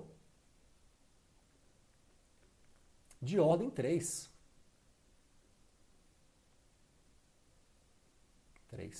E aí, para eu pegar um tensor de segunda ordem e multiplicar por um tensor de ordem 3, isso dá um vetor, eu vou ter que fazer um negócio muito louco aqui, que é esse daqui, ó. Deixa eu apagar agora a minha confusão toda aqui, para chamar atenção para o único fato de que para isso acontecer, eu vou ter que pôr aqui um dot dot, um produto escalar duplo. Porque aí, esses dois vetores de base vão se contrair com dois vetores de base dos 3 que existem aqui e vai sobrar um vetor. Então aqui é uma análise de homogeneidade tensorial para a gente entender que essa é uma forma mais geral de você fazer uma representação de uma série de Taylor, de um campo vetorial contínuo, usando correções de ordem superior, que vai ser muito importante para a gente, então, descrever aqui o movimento.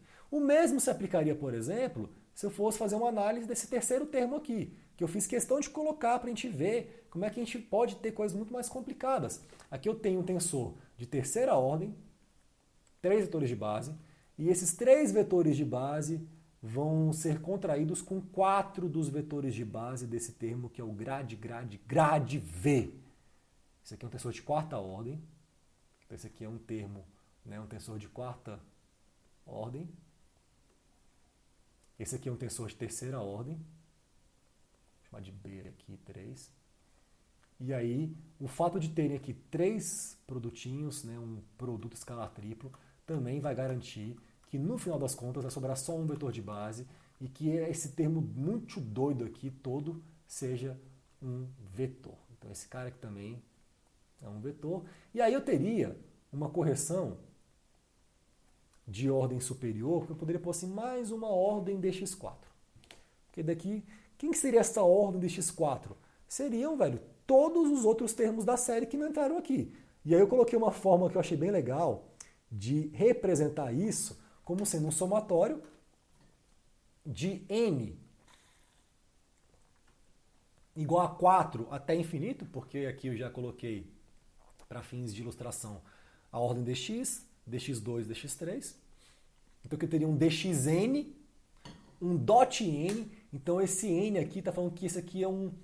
Eu tenho n pontinhos desse. Então aqui eu tenho dot, dot, dot, dot para n igual a 4, dot, dot, dot, dot, dot para n igual a 5, dot, dot, dot, dot, dot, dot para n igual a 6 e por aí vai.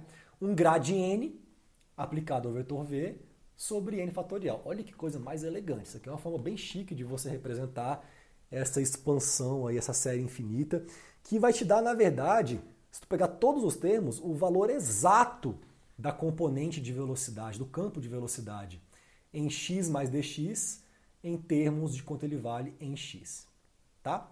Agora, para fazer uma análise nas vizinhanças de P, né, bem nas proximidades, se a distância entre P e Q é muito pequenininha, eu estou ali avaliando o movimento nas vizinhanças de P, eu vou me dar ao luxo de desprezar os termos ordem dx², porque eu vou assumir que dx é pequenininha, porque a fibra é pequenininha, então dx é o máximo que eu vou chegar em termos de correção, para entender como esse tensor, o gradiente de velocidade, que é um tensor de segunda ordem, e que, consequentemente, é uma transformação linear, né, que eu vou aplicar em cima do vetor dx, e que vai me dizer o que vai estar acontecendo com o movimento da fibra, que é uma entidade material, usando simplesmente o campo de velocidade, né, dentro de um contexto em que eu vou estar descrevendo esse movimento usando um sistema de coordenadas que vai expressar para mim a totalidade das coincidências entre posições espaciais ao longo do tempo e pontos materiais da fibra,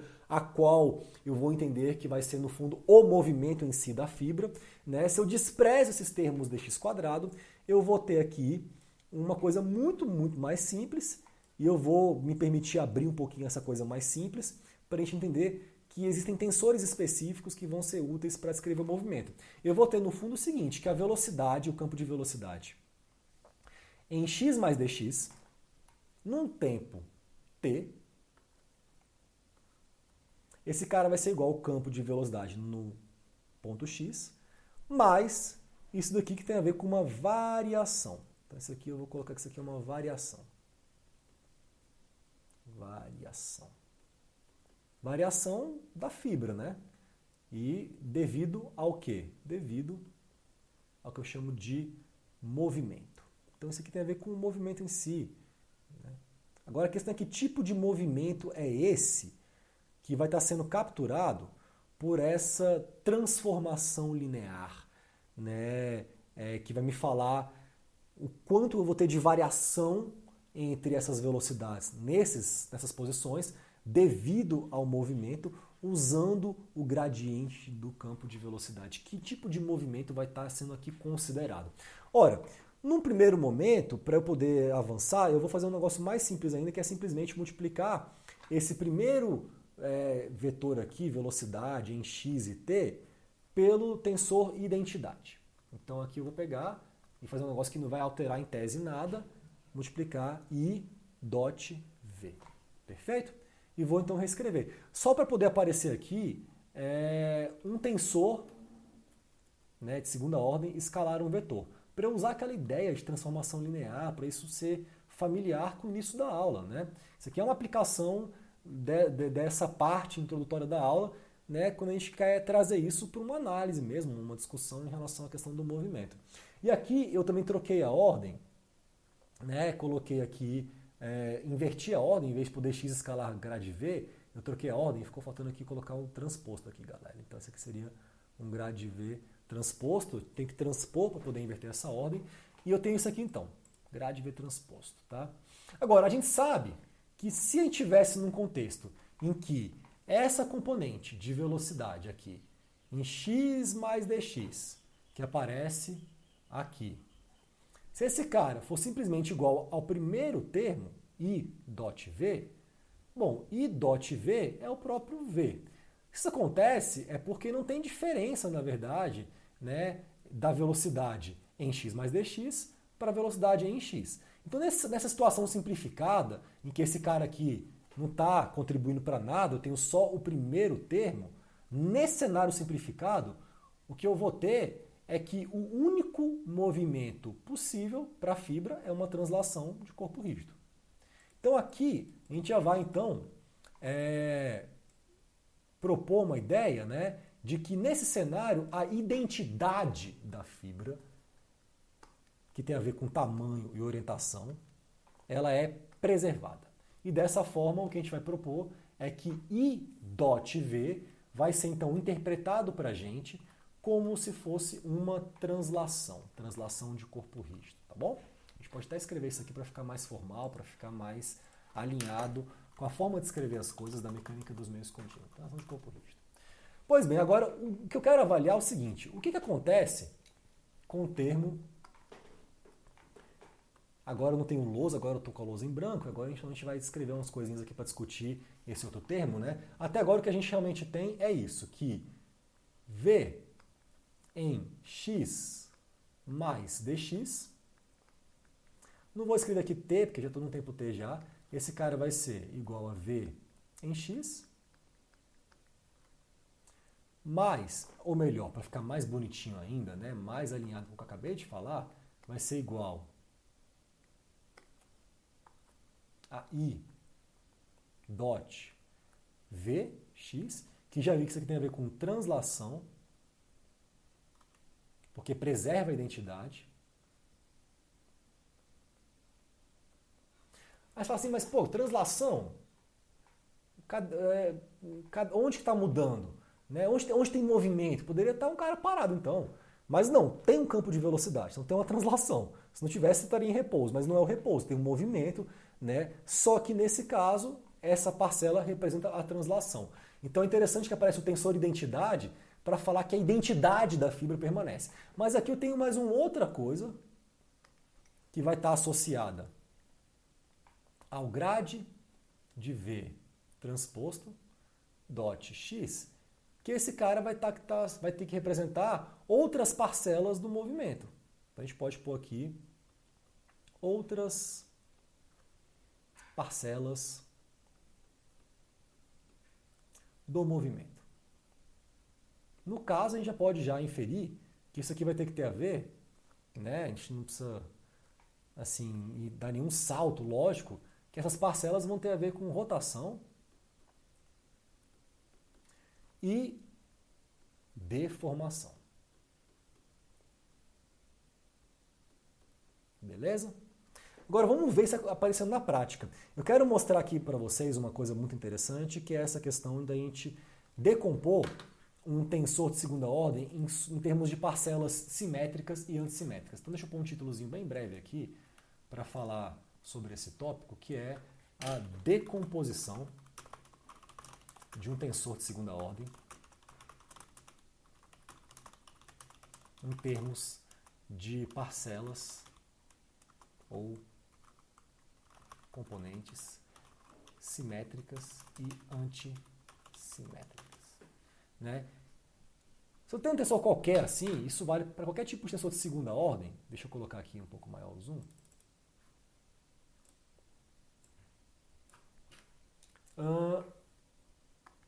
Um tensor A qualquer, segunda ordem, eu posso, no caso mais geral, fazer o seguinte: esse cara vai ser igual a A mais A transposto sobre 2 mais A menos A transposto sobre 2. Perfeito? Se eu somo aqui, né, eu não altero A. Eu vou ter A sobre 2 mais A sobre 2, que é A. E vou ter A transposto sobre 2 menos A transposto sobre 2. Isso aqui não vai prejudicar em nada. Essa parcela aqui, a primeira, esse cara aqui, eu vou falar que é a parte simétrica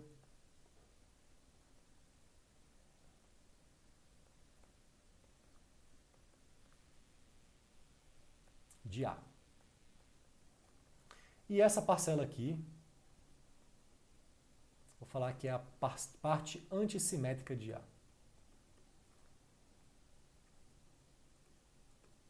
Antissimétrica de A. Pois bem, primeira coisa também que eu quero já para casa que vocês façam, só com essa informaçãozinha aqui, que é uma informação muito simples, então para casa, coisinha bem simples. Para casa, prove que. E aí eu vou representar assim, ó. Deixa eu colocar de uma maneira legal. Melhor, deixa eu pôr assim. Vou pôr como texto mesmo.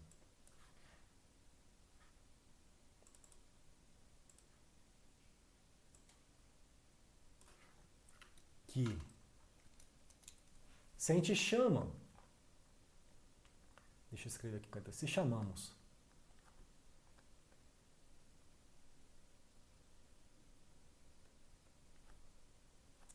essa parte aqui, A mais A transposto sobre 2 da parte simétrica, sim, A, e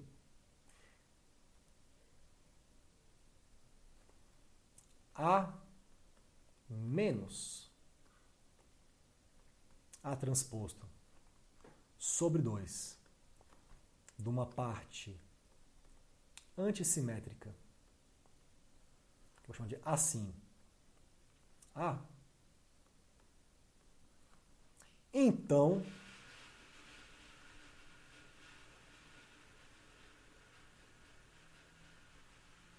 a consequência, eu quero que você prove isso, é que a parte simétrica, vou dar um zoom aqui, cara, porque está muito difícil escrever, vou dar um zoom máximo. Então, a parte simétrica do tensor A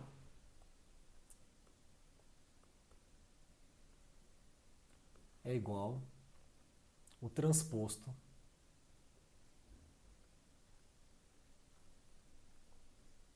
da parte simétrica de A. Então aqui deixa eu pôr só o transposto. Sim.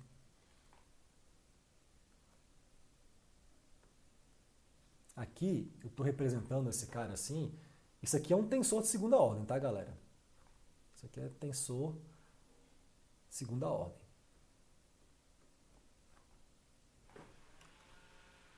Tensor segunda ordem.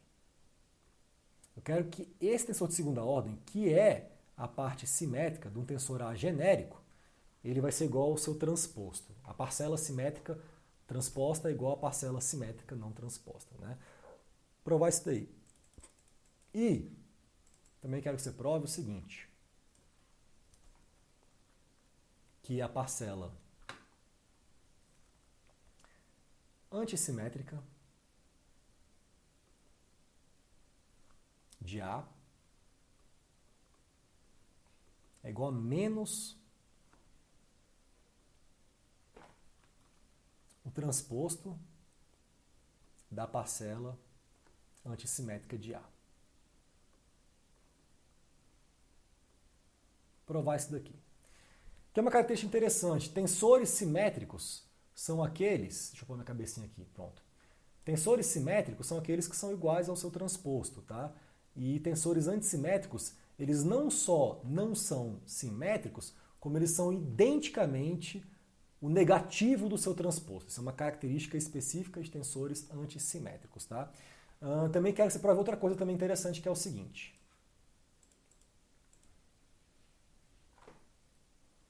Essa é a primeira coisa para provar as propriedades de simetria e de antissimetria. E uma outra questão é o seguinte, se eu tenho um tensor B,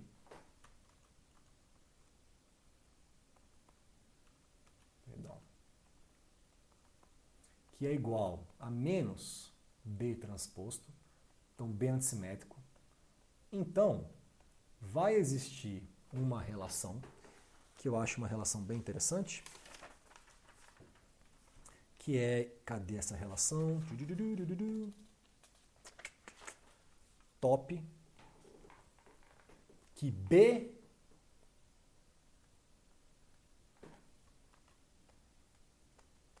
dot A, sendo A um vetor qualquer, vai ser igual a A vetorial W. Então, primeiro prove isso, tá? E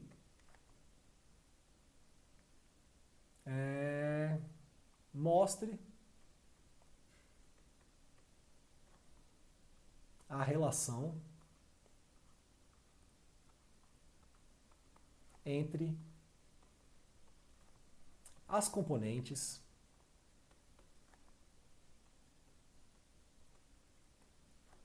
de B e W. Qual a relação que esses caras têm entre si? E aí, ainda nesse tópico, quero que você prove também em casa o seguinte. que se A é igual a A transposto e B é igual a menos B transposto, então A dot dot B vai ser igual a zero. Também provar isso. Perfeito? Maravilha! E aí uma pergunta que eu quero deixar para casa assim. A relação acima vale para tensores de ordem maior do que 2? Para você pensar um pouquinho sobre isso. Essa relação do produto escalar de ordem superior entre dois tensores, um simétrico e um antissimétrico, ser zero. Isso também vale se eu tiver um tensor de terceira ordem, dot dot, um de segunda ordem. Se o tensor de terceira ordem for antissimétrico, né? Então, uma outra pergunta assim.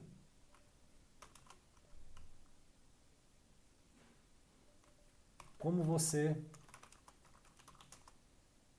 pensaria num tensor antissimétrico de ordem 3? Como representar esta relação de antissimetria para tensores de ordem mais alta? Para você meditar sobre isso, assim, tá? Para dar uma ajuda para vocês, para responder essa segunda pergunta,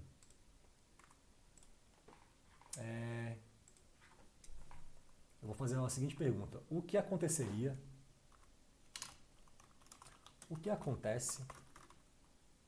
com o resultado da seguinte operação? Aí eu vou pôr um negócio bem interessante. O que seria... Tudo isso aqui é para casa, tá? Você pode, assim, eu estou dando algumas perguntinhas, a pergunta 2, assim, as perguntas de cima, relação acima, vale para tensores de ordem maior que 2, como você pensaria? Isso envolve uma discussão, isso envolve um falar sobre, e eu estou também aproveitando para te ajudar a falar sobre, te dando mais uma tarefa, que é te perguntar o que acontece com o resultado da seguinte operação. Se eu faço aqui, por exemplo, epsilon dot dot A, em que A é um tensor de segunda ordem qualquer, simétrico. E epsilon é um tensor específico que vai ser dado pelas componentes do permutador de Levi-Cevita, epsilon jk, é esse tensor aqui, é I, é J, é K. Perfeito? O que acontece com isso? Vocês vão ver que esse cara aqui, ele é um tensor antissimétrico de terceira ordem. Tá aí, então, alguma coisa legal vai acontecer com essa operação aqui. Eu quero que você responda para mim essa pergunta aqui, para poder discutir essas relações, essas identidades vinculadas a tensores simétricos e antissimétricos. Pois bem, isso era o para casa vinculado a esse problema de descrever o movimento.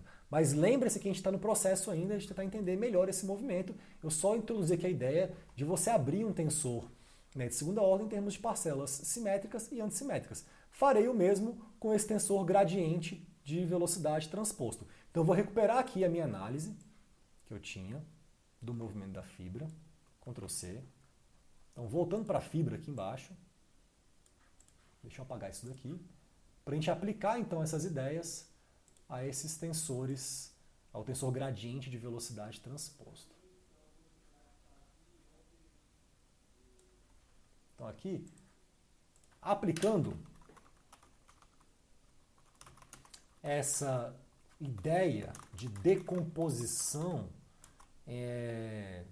de parcelas simétricas e antissimétricas, eu às vezes ponho com I, às vezes ponho junto com 2S, eu não sei essas regras de português, eu fico confuso aí. A minha ideia é assim, como eu não sei a regra nova, eu sei a antiga e confundo, eu uso as duas, assim. Então, eu vou estar errando sempre por uma perspectiva e acertando por outra, mas, enfim, não sofro com isso não.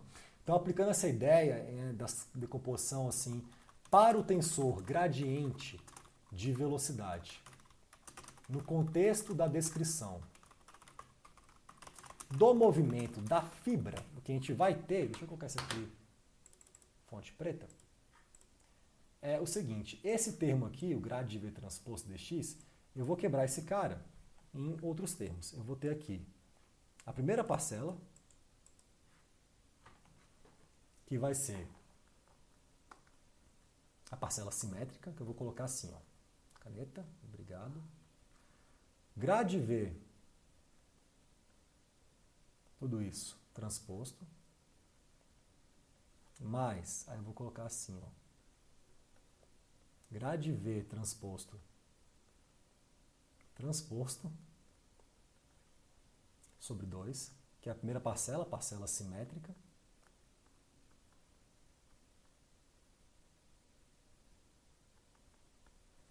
Aqui eu vou pôr mais, aí eu vou copiar e colar isso daqui, e pôr um sinal de menos ali.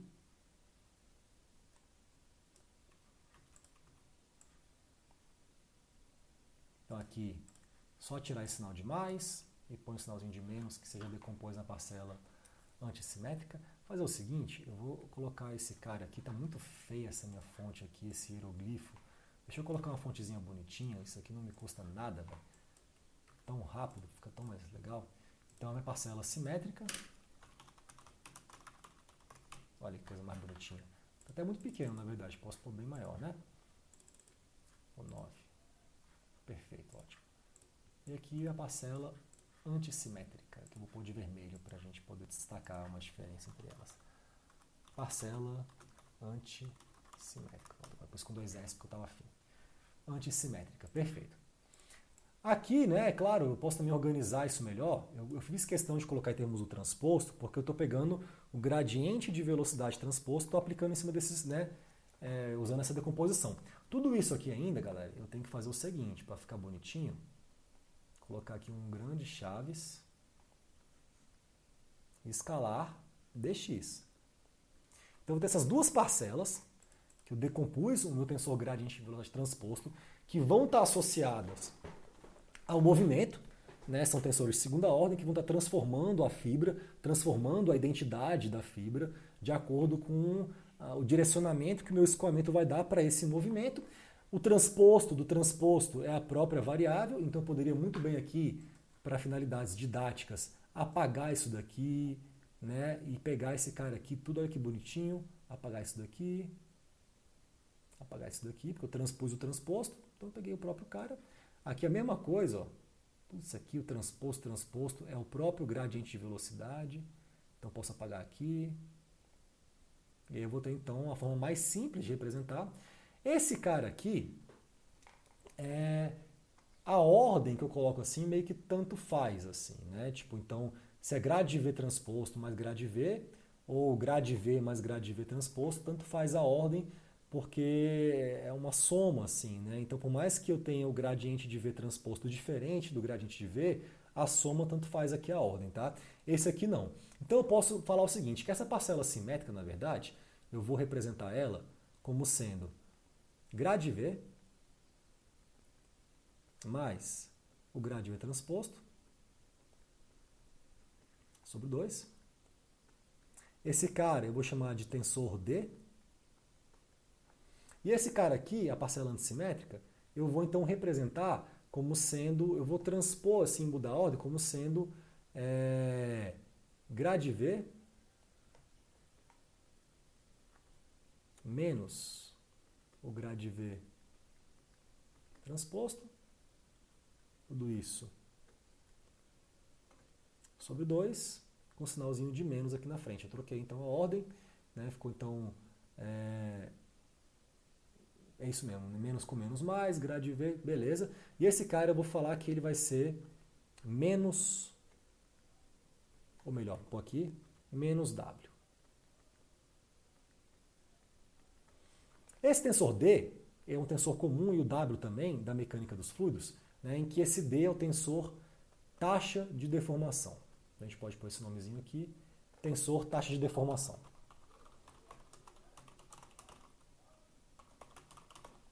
E o tensor W, ele também recebe um nome bem especial na mecânica dos fluidos, que é o tensor taxa de rotação. Então tem a ver com coisas que estão girando. E é um tensor antissimétrico. E como característica de tensores antissimétricos, ele vai estar associado a um vetor correspondente, que é o que eu estou pedindo para você provar aqui. Ó. Essa aqui é uma relação entre um tensor antissimétrico, B, e um vetor A e um vetor W correspondente. Essa relação entre B e W a gente chama de relação dual.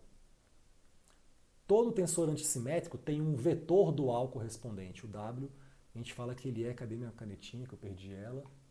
Nem sei mais. O W a gente fala que ele é o vetor dual correspondente ao tensor B, do tensor B. Então, eu quero mostrar essa ideia e aí aproveitar o gancho e pôr mais um para casa aqui embaixo, que é o seguinte. Para casa, vou fazer isso aqui bonitinho, regular, bold, 12. Para casa,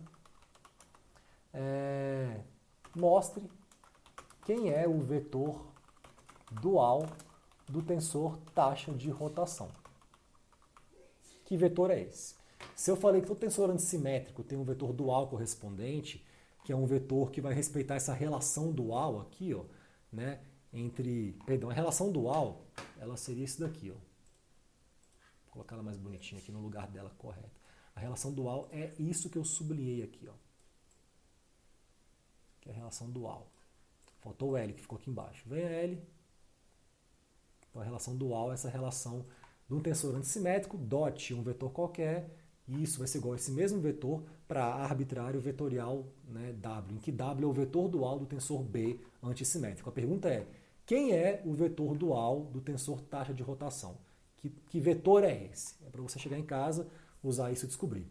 O que a gente tem aqui, quando a gente pega essa equação, é que a velocidade da fibra em x mais dx ela vai ser igual à velocidade da fibra em x. Então esse I vai representar simplesmente a translação da fibra, mais uma soma vinculada a um tensor taxa de deformação e a um tensor taxa de rotação que vão alterar a identidade da fibra. No final das contas, o que a gente vai ter para a fibra vai ser o seguinte.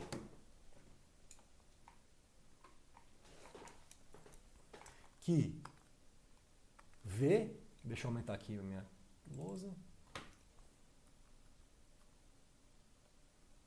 V em x mais dx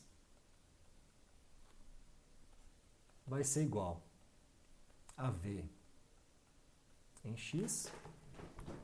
Eu sempre esqueço de colocar a identidade aqui para falar que tem a translação, que fica mais bonitinho essa forma de organizar, é mais claro. I dot V, aqui eu vou ter mais D dot dx menos W dot dx. Aqui, esse cara, então, ele vai estar associado à deformação da fibra e esse cara vai estar associado à rotação da fibra. São as duas coisas que podem ser feitas sobre a fibra que alteram a sua identidade. Então, identidade. Aqui altera a identidade da fibra, esses dois caras aqui. Eles alteram a identidade. Então, deformação e rotação. Uma outra coisa, finalmente, para a gente finalizar então a aula de hoje, essa análise do movimento, eu tenho aqui W dot dx. Né? E eu tenho, então, uma relação dual, né, de que se W é um tensor antissimétrico, ele escalar qualquer coisa vai ser esse qualquer coisa vetorial, um vetorzinho omeguinha. Né? Então aqui eu poderia representar então esse termo W escalar dx como sendo dx né? Menos w escalar dx como sendo menos dx vetorial um omeguinha, em que esse omeguinha vai ser o vetor dual do tensor taxa de rotação. Quem é esse vetor dual aqui em termos do escoamento? Então essa pergunta que eu quero também fazer, que está associada à anterior, é: nesse cenário, quem é esse misterioso vetor W em termos de V? Quem é? Nesse nosso caso, aqui eu vou pôr aqui inclusive de vermelho. Cadê meu? Sumiu. Achou. Aqui eu tenho que colocar tipo um tiozinho embaixo. Eu não consigo achar minha caneta às vezes. Ela desaparece da tela. Até aqui embaixo. Quem é W em termos de V? Essa é uma pergunta que eu faço. Então a gente poderia também representar esse cara da seguinte maneira. Como eu tenho aqui menos W dot dx, esse é menos dx dot W, isso aqui também poderia ser, eu posso tirar o sinal de menos e mudar a ordem, W vetorial dx. Então eu teria aqui V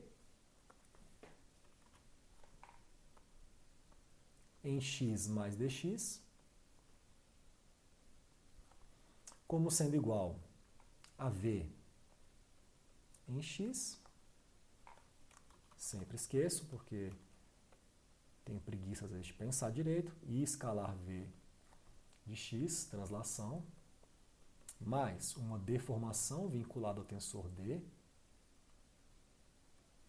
mais, para ficar bonitinho, algum tipo de rotação por algum tipo de vetor misterioso dx, W, perdão, em dx.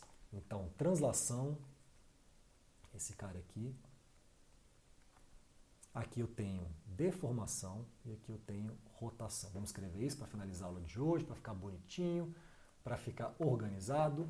Esse cara então representa translação, esse cara representa deformação e esse cara representa rotação. Tudo, né, a gente está descrevendo o movimento da fibra em termos de comportamentos de campos de velocidade em relação a sistemas de coordenadas, descrevendo essa totalidade das coincidências, né, que o Einstein chama de movimento, e usando tensores como elementos de transformação entre vetores, né, entre vetores diferentes de um mesmo espaço vetorial. Tá? Então, por hoje, galera, era isso que eu queria chegar até aqui. Acho que fizemos um bom progresso. E na aula que vem eu quero começar então a falar sobre os tensores ortogonais, que vão ser esses tensores que a gente vai utilizar para fazer mudanças de sistemas de coordenadas, principalmente rotação de sistemas de coordenadas, a fim de que a gente construa uma estratégia para verificar a invariância de algumas equações que vão representar para a gente principalmente comportamentos aqui de materiais com relação a mudanças de sistemas de coordenadas. E eu acho que a partir desse momento que a gente venha a introduzir as transformações ortogonais, muitas das ideias que por alto apareceram hoje quando estava lendo aquele artigo do Einstein vão ficar muito mais claras na mente de vocês. Então eu agradeço pela atenção, espero que tenham entendido alguma coisa e nos vemos então numa próxima aula aqui do canal, no nosso curso de Mecânica dos Meios Contínuos. Vou aqui então encerrar minha gravação. Até mais!